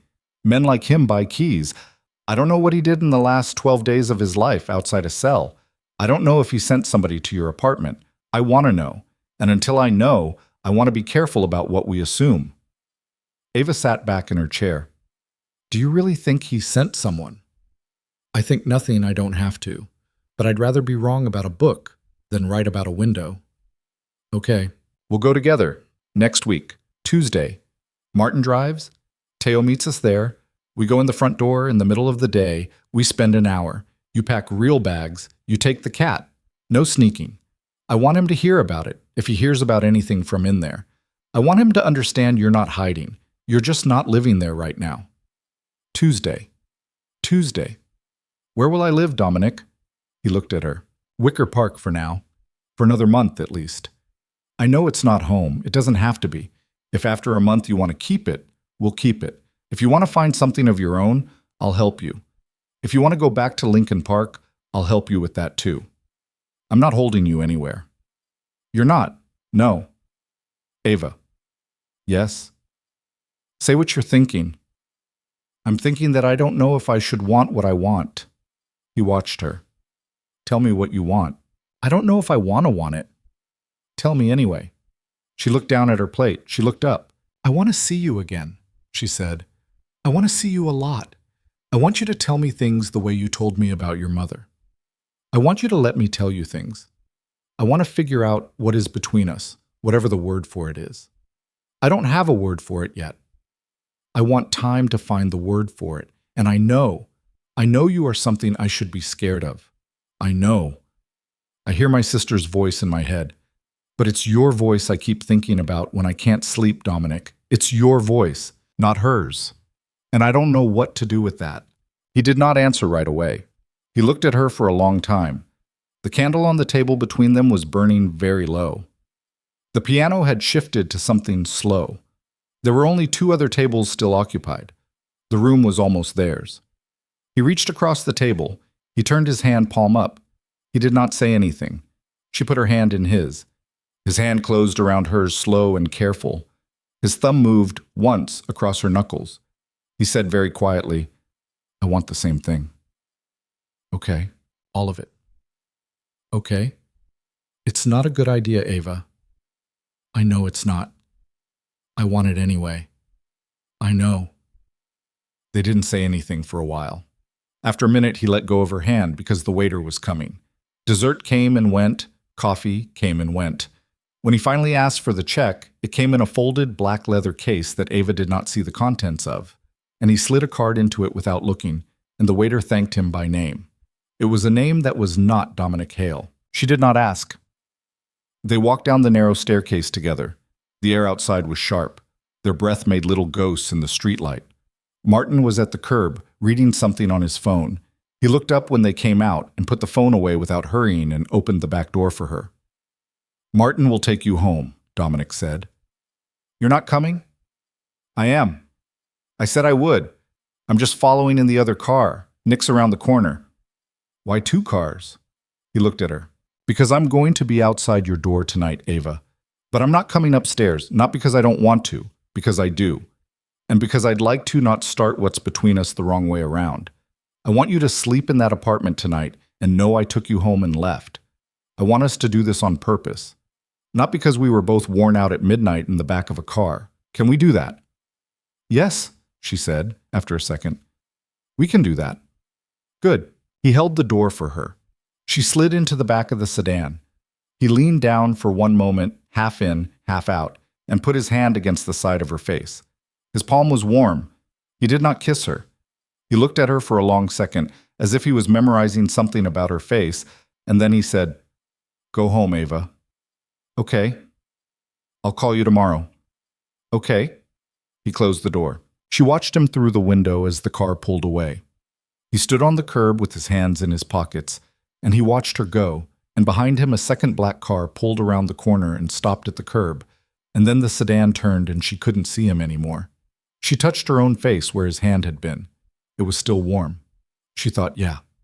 Okay. Yeah.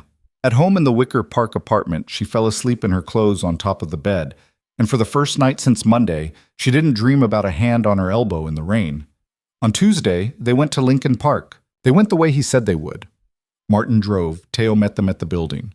It was a cold, dry day with a weak sun and the kind of wind that cut through a coat, and Ava stood on the sidewalk of Sedgwick Street in her jeans and her boots and her father's sweater, and she looked up at her building for a long moment before she went in. Her apartment looked exactly the way she had left it. The cereal bowl in the sink, the magazine on the arm of the couch. Biscuit's empty food dish by the fridge, which Teo had filled for her on Tuesday of the week before when he'd come with her to collect the cat.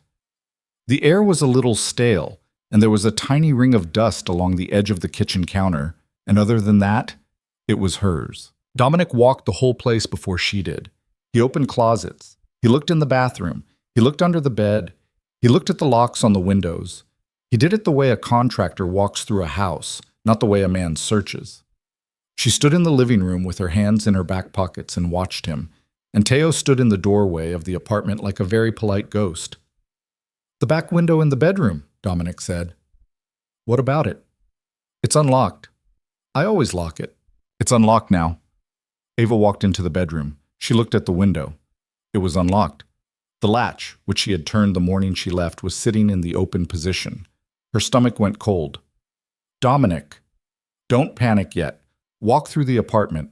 Tell me if anything is missing or moved." She walked through. The television was there. Her laptop was on the coffee table where she had left it. Her jewelry box on the dresser had not been moved. Her emergency cash, $200 folded in the pages of a cookbook on the third shelf of the kitchen, was still there. Her passport, in the drawer of her nightstand, was still there. Then she walked over to the bookshelf. East of Eden was in the middle of the second shelf from the top. She pulled it out. She opened it. The $20 bill was not there. She stood with the book open in her hands, and she looked for a long moment at the place where her father's 20 had been for 9 years. And then she closed the book and set it back on the shelf with her hand trembling, and she turned to Dominic. It's gone. What's gone? My father's 20, the one I told you about. He looked at her for a long beat. Then he said carefully, Is anything else gone? She walked through the apartment again, slower this time, and this time she saw what she had missed. Her toothbrush, the bright pink one she had left in the holder by the sink, was gone. A framed photo of her and Lily from 2 summers ago, one of her favorites, that had sat on the bookshelf by the window, was gone. A single pair of earrings, small gold hoops her mother had given her when she graduated from college, gone from the dish on the dresser where she kept them. Only those. The others were still there. And on the kitchen counter, where she had left a notepad with a grocery list on it, the top page had been torn off. He didn't rob me, Ava said. No. He took trophies. The word landed in the room like a stone in a puddle. Ava sat down on the arm of her own couch. The apartment, which had looked like hers for a moment, looked different now, thinner, like a photograph of a place she used to live. Dominic. I'm here. He's in jail. Yes, he is. Then who? Dominic looked at her for a long time. Someone he paid, he said very quietly, somewhere in the last 3 weeks, before we picked him up. He wasn't just running, Ava, he was getting ready. He sent somebody here. Probably more than once. This isn't a panic thing. I don't want you to panic. I want you to understand what I'm about to do and why. What are you about to do? I'm about to find out who he paid. I'm going to have a conversation with that person. That person is going to tell me where your things are. And that person is going to return them. And that person is going to stop taking jobs from anyone who wants anything to do with you, now or in the future. Do you understand? Yes. Ava? Yes. I told you on Monday that I wasn't a good man. I told you on Saturday that this wasn't a good idea. I'm going to ask you one more time because this is the moment, and then I am not going to ask you again. If you want me gone, I'll be gone by tomorrow morning. You'll keep the apartment in Wicker Park for as long as you want it, free, no conditions. Teo will stay on your building until you tell him to stop. Acosta will have my cooperation on anything he needs from me for your case. And I will not call you. I will not text you. I will not be in your life. Say the word, and I'm not. Ava looked up at him. She looked at the way he was standing, both hands at his sides, relaxed. The way they had been on the sidewalk under the Lorenzo's awning a lifetime ago. She said, Find the 20, Dominic. He was quiet for a moment. Okay. Find the 20, find my photo, find my earrings, find the man who was in my apartment. Do whatever you do. Okay. And then come home. He looked at her. Something in his face moved. Just once. Very small. Something she would think about afterwards for a long time because she had never seen it on him before, and because after she had seen it, she would understand she had been waiting to see it since the moment he got out of the car in the rain. Okay, he said. And then he walked into the bedroom and closed the window and turned the latch. And he led her out of her own apartment, and he did not let her look back. The man who had been in her apartment was named Kyle Dern. Dominic found him in 48 hours. It did not take longer than that because the man was not, it turned out, a professional. He was a 29-year-old former bouncer from a club in River North who owed money to the wrong people and had, 6 weeks earlier, been introduced to Marcus Whitfield through a chain of men that ended with a cocktail waitress and began with a cousin of a cousin. Marcus had paid him $800 to go into Ava's apartment twice while she was at work. The first time, he had taken pictures of everything. The second time, he had taken the small things on a list Marcus had written out on a napkin at a bar on Division. Marcus had told him, in so many words, that these were trophies for a woman he was going to marry, and that she would be touched to see them on a shelf in his house when he brought her home for the first time. Kyle Dern had believed this. He had also, Dominic would learn later, not believed it. He had taken the $800 because the $800 was going to be, that week, the difference between his car staying in his possession and his car not. Dominic had this conversation with Kyle in the back room of a place on Cermak that did not have a sign at 2 a.m. on a Thursday. Nick stood by the door. Martin waited in the car. Dominic did not raise his voice.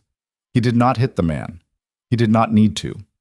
He sat across the metal table from Kyle Dern, and he watched Kyle Dern understand, second by second, the kind of room he was in. And by the end of 40 minutes, Kyle Dern was weeping and giving up a small Tupperware container he had kept on the top shelf of his closet. Inside the Tupperware container were a framed photograph of Ava and her sister Lily on a beach in Michigan, a single pink toothbrush, a pair of small gold hoop earrings, a torn-off page from a grocery notepad, and a $20 bill that had been folded and refolded so many times over 9 years that the folds had gone soft, like cloth. Dominic took the Tupperware out into the parking lot.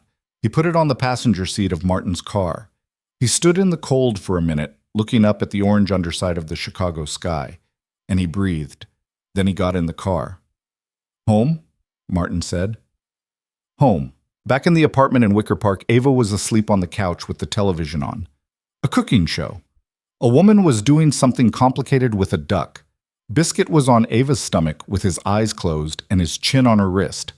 When the door opened at 4 in the morning, she sat up so fast that Biscuit complained out loud. Dominic was standing in the kitchen. The overhead light was off. He had set something on the counter. He was still wearing his coat. He turned when she came around the corner, and he looked at her for a long moment without saying anything, and then he held out a small plastic container. "I got your things back." She took it.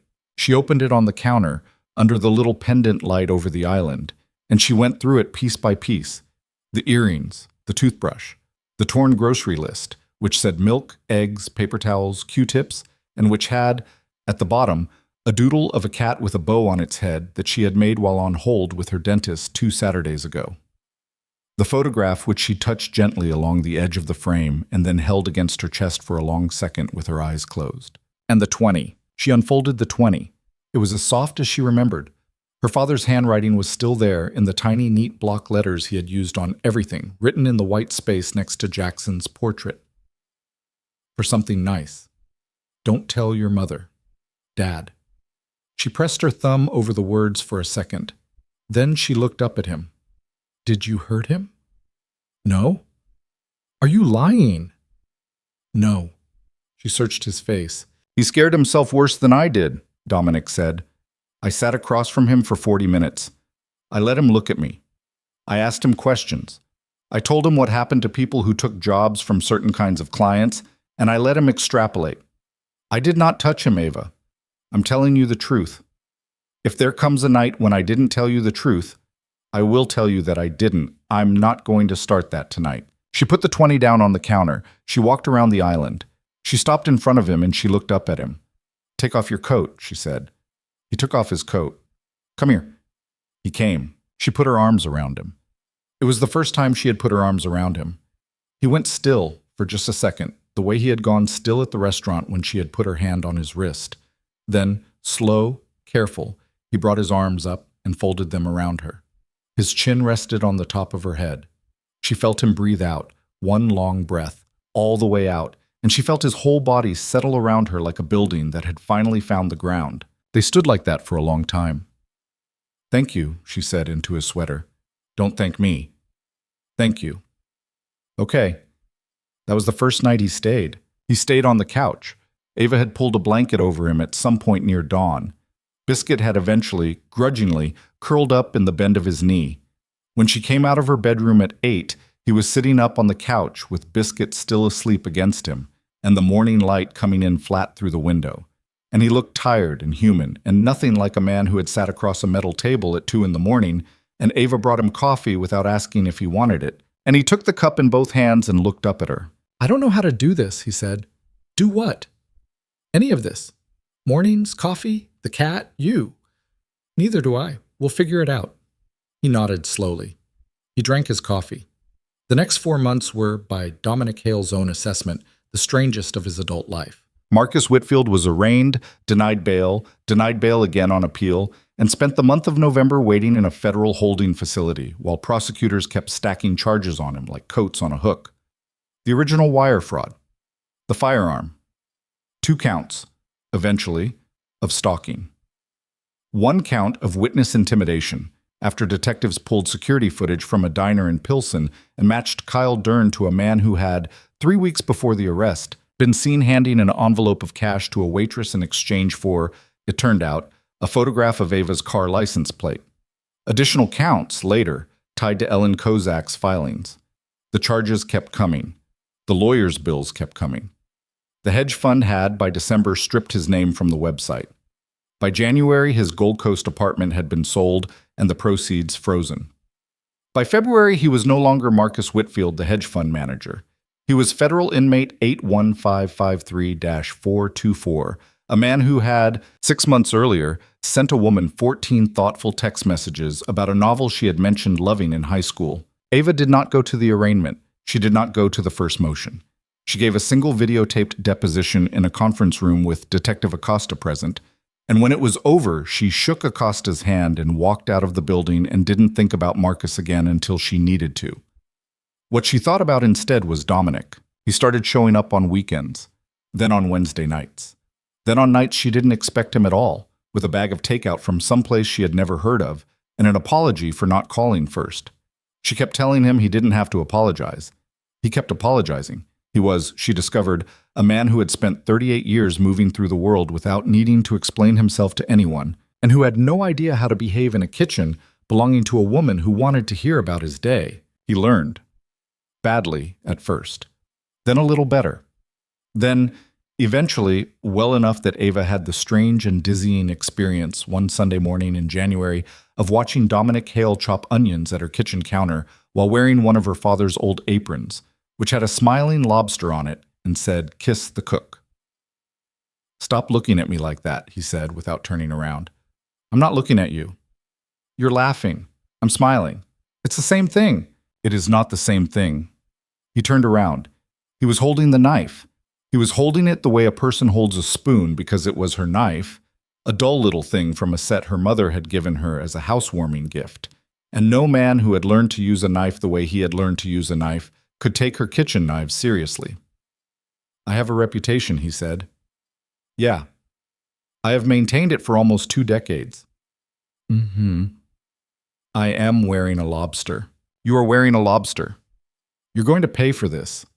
"I'm looking forward to it," Ava said, and took a sip of her coffee and grinned at him, and he looked at her for a long moment with the knife in his hand and the stupid apron on, and he shook his head and turned back to the onions, and she heard him laugh quietly, just to himself. It happened like that, a little at a time. Not in one bright, dramatic moment, in 100 small moments that, taken together, were the thing. The first morning he came out of the guest room in sweatpants and no shirt, and she realized she had been waiting to see his bare shoulders and had not known she was waiting. The first time he fell asleep on her couch in the middle of a movie, and she pulled the blanket up over him, and she stood there for a long second looking at his face in the blue light of the television with his mouth slightly open because he was a man who looked, in sleep, like a boy who had not slept in a long time. The first time she woke up in her own bed in Lincoln Park, at the end of November, after the locks had all been changed and the window latches replaced and a small discreet camera installed in the hallway outside her door, that was not, Dominic had promised her, connected to anything except his phone, and rolled over and found him asleep next to her with one arm under her neck and a small and unfamiliar feeling in her chest that it took her a few minutes to name. The feeling was safety, not safety from Marcus, safety from the texture of her own loneliness. She had not understood before him that there was a difference between being alone and being lonely, and that for most of her 20s she had been both. He was not the cure for that. A person was never the cure for that. But he was, she discovered, a room she could walk into and not perform in. He did not ask her to be fun. He did not ask her to be small. He did not ask her to be grateful. He asked her, one night in December in her kitchen with his hand on the small of her back and his mouth against her temple, to tell him if he ever did anything that reminded her of the man on the sidewalk. He said, "I don't know what I would do. I know myself. But you tell me, Ava. You tell me the day I make you small. I'll fix it or I'll leave. I won't let you go through that twice." She had promised him. She had also, that same week, begun to ask him quietly about the other thing, the work, the life, the charcoal coat. She did not ask him all at once. She asked him in fragments, over weeks. She asked him why Robert Fenimore had been so easy to call on a Tuesday night. She asked him why Ellen Kozak had let him into her house without calling the police. She asked him in early December over Thai food from the place on the south side that neither of them could stop ordering from what exactly he did for a living. He had put his chopsticks down. "You're sure you want to know?" "I wouldn't ask if I wasn't." He had taken a long breath. "I own parts of things," he said. "I have for a long time been the man certain kinds of businesses come to when they need a problem to stop being a problem. Not criminal businesses, most of the time. Legitimate ones. Companies, families, people with money who have made mistakes. I broker things. I broker information.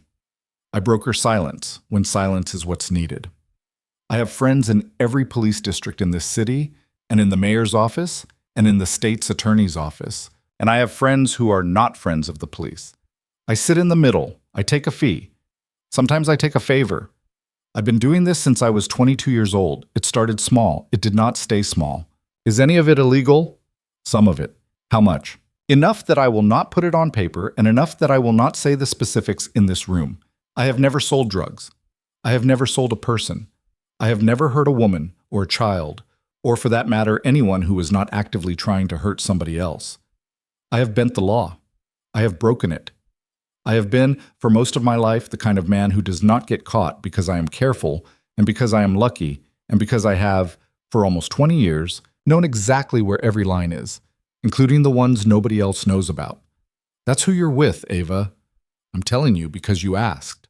She had eaten her pad CU slowly. She had looked at him for a long time. "Are you going to keep doing it?" she said. He had not answered right away. "I don't know," he had said, finally. That's the honest answer. 2 years ago, the answer was yes, without question, for the rest of my life. A year ago, the answer was the same. Right now, sitting in this apartment with you, the answer is that I don't know. I don't know what I'm going to do yet. I know I don't want to put you in a position where somebody hurts you to get at me. I know I don't want you to spend your 30s wondering which car in your rearview mirror is a problem. I know I have been very tired for a long time, and I did not know I was tired until I met you. So I don't know. I'm looking at it. I'll tell you when I know. She had reached across the table and taken his hand. She had said, "I'm not asking you to promise me anything. I'm asking you to tell me when you figure it out." Okay? He had figured it out by February. He did not tell her in one speech. He told her in stages, the way he told her most things. He started in the week before Valentine's Day by spending 3 days in a hotel in Detroit with Robert Fenimore and 2 other men whose names she was never given. He came back on a Friday night looking thinner and a little gray, and he slept for 14 hours. And when he woke up on Saturday afternoon, she made him eggs, and she sat across from him at the kitchen counter of her Lincoln Park apartment, and she waited. "I'm getting out," he said. She put down her fork. "Okay, not all at once. Not clean. There's no clean. I've been working for 16 years.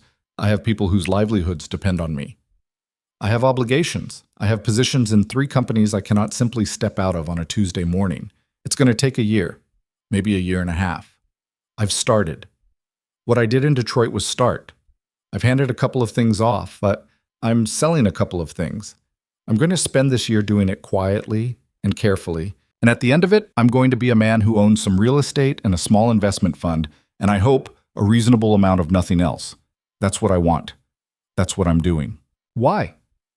He looked at her. "You know why." "I want to hear you say it. Because I want to be a person you can introduce to your mother, Ava.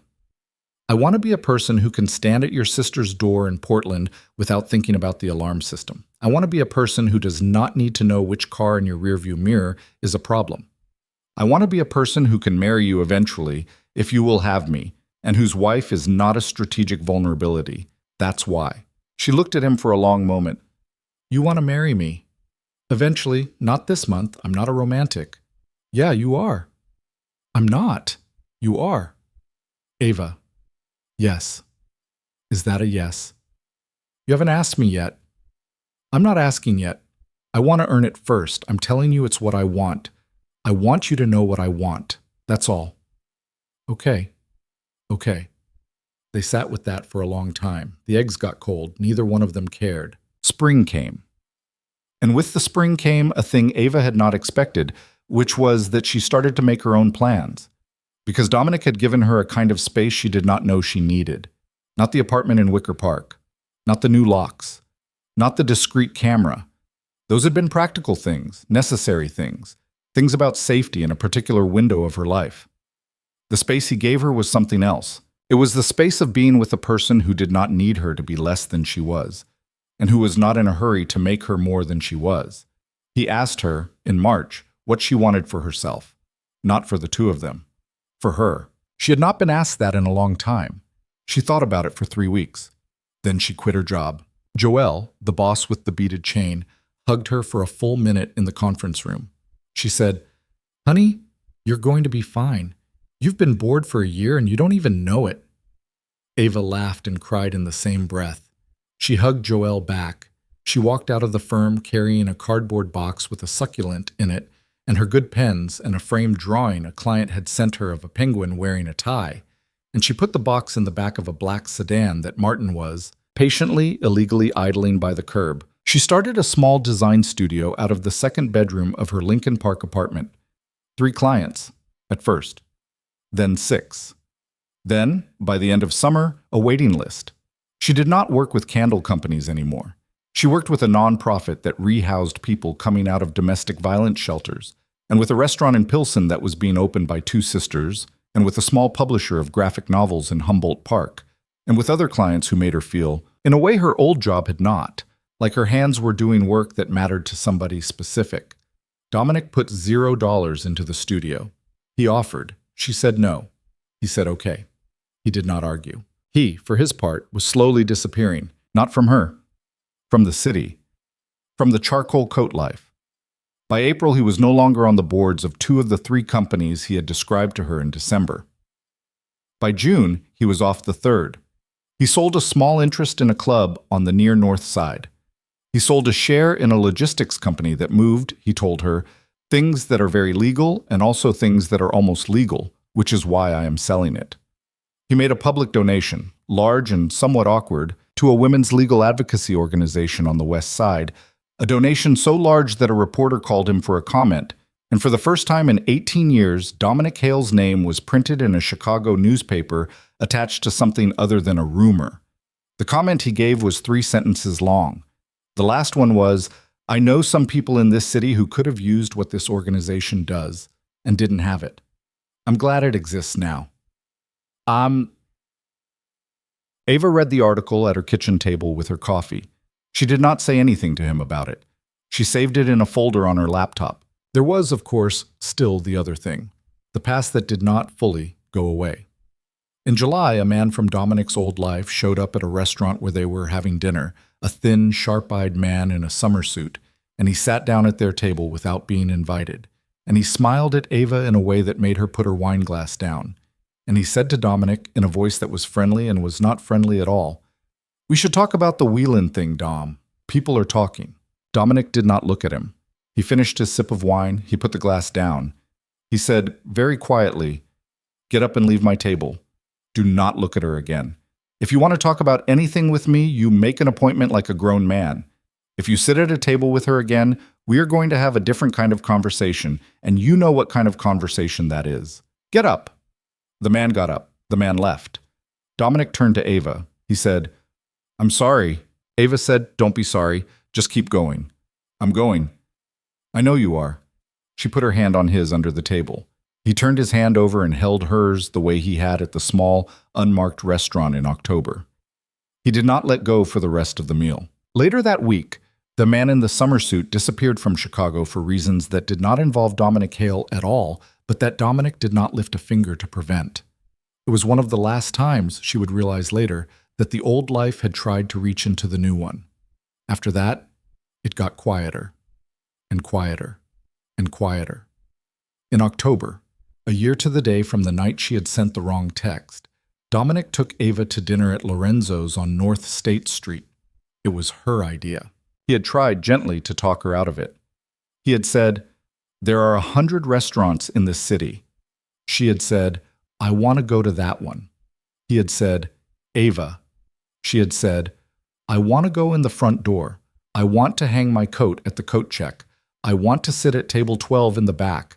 I want to eat a piece of salmon and finish it. I want to walk out of the front door without anybody's hand on my arm, and I want you to be the one standing at the curb." He had looked at her for a long moment. Then he had said, Okay. They went on a Wednesday night. It was not raining. Ava wore a dark green dress and the gold hoop earrings her mother had given her when she graduated from college. They walked into the restaurant together, and Dominic held the door, and a hostess she did not recognize led them to table 12 in the back.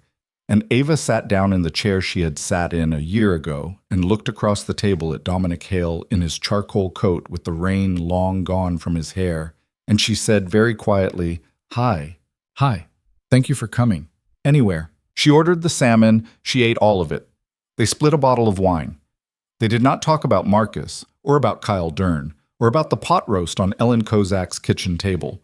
They talked about her newest client, a woman who ran a bakery in Logan Square, and about the house Dominic had been looking at in Andersonville, a small brick thing with a yard in the back that could hold a garden. They talked about Biscuit, who had, at some point in the last year, decided without fanfare that Dominic was his person and not hers, and who now sat in Dominic's lap whenever Dominic was in the apartment, and who had a small stuffed fish that Dominic had, embarrassingly, bought him, and which Dominic carried in his coat pocket when he traveled.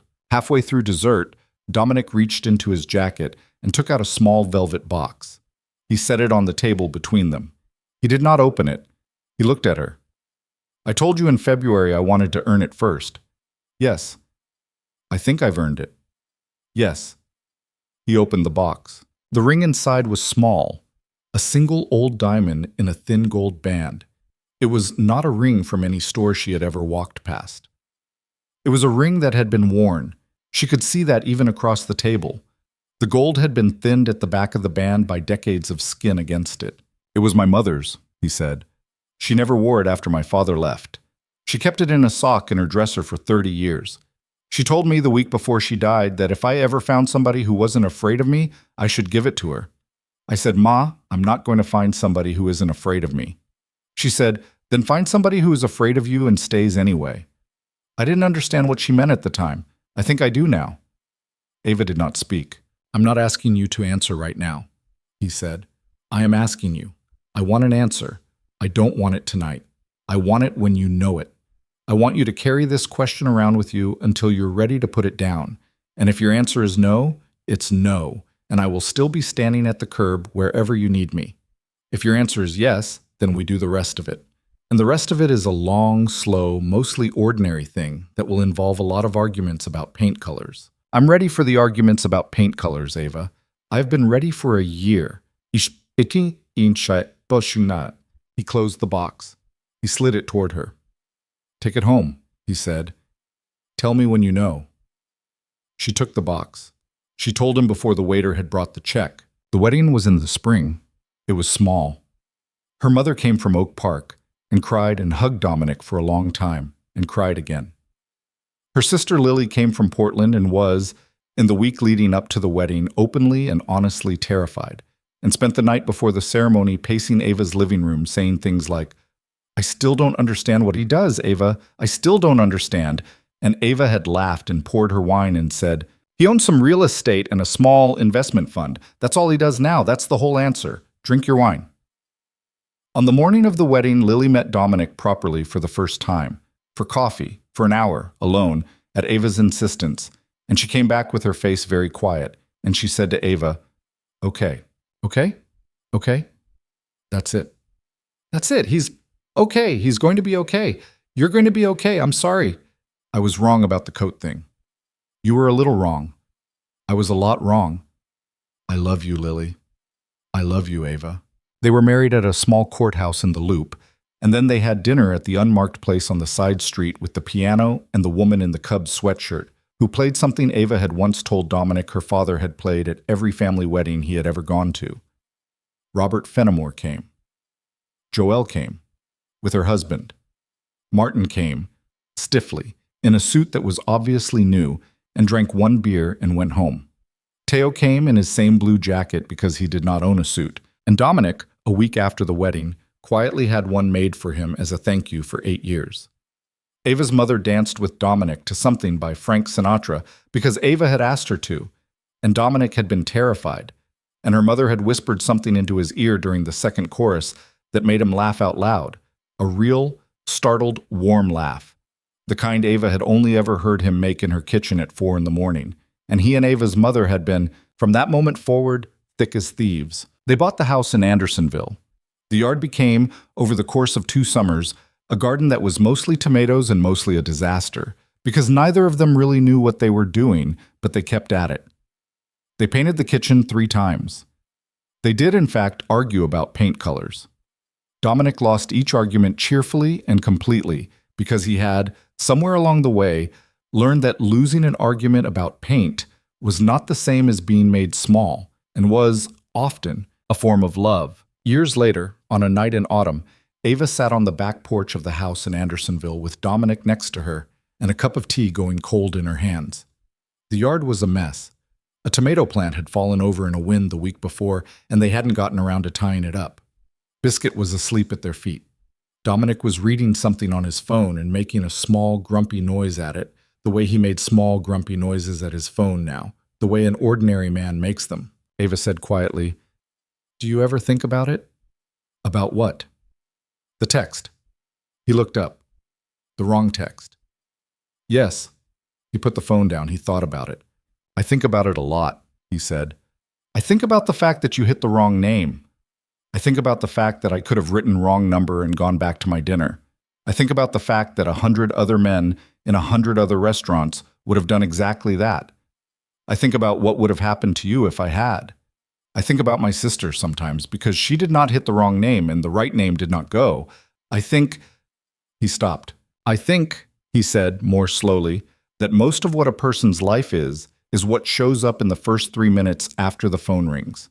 And I think most people don't go. And I think it is not the fault of most people that they don't go. It is a brave thing to go. You don't know that when you're young. You think going is the easy part. It is not the easy part. The easy part is the dinner you were already eating. Going is the hard part." Ava reached over. She put her hand on his. "I think about something else," she said. "Tell me." "I think about the fact that I almost didn't send the text. I sat in that service hallway for maybe a full minute before I sent it. I almost went back to the table. I almost told myself I was being paranoid. I almost finished my salmon. A lot of women almost finish their salmon, Dominic. A lot of women do finish their salmon. I want somebody to understand that if they're watching this—" She stopped. She laughed at herself. "Listen to me watching this. I mean, if anybody ever hears about my life, I want them to know. You can send the text. You can walk out the front door. You can let somebody help you. It is okay to ask. It is okay to let a stranger get out of a car in the rain for you.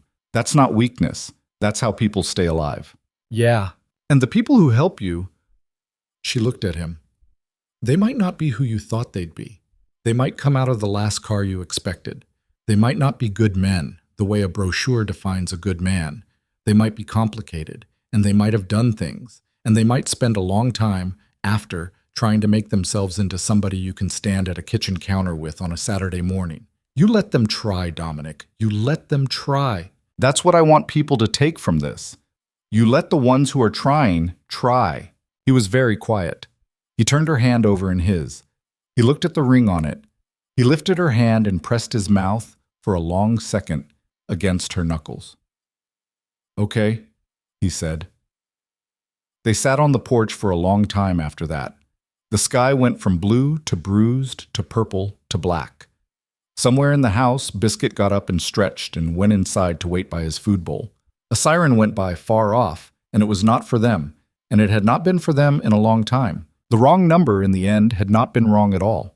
It had been a woman in a service hallway with shaking hands and a man in a black car 3 minutes away, and one decision, on both ends of the line, to be the kind of person who answered.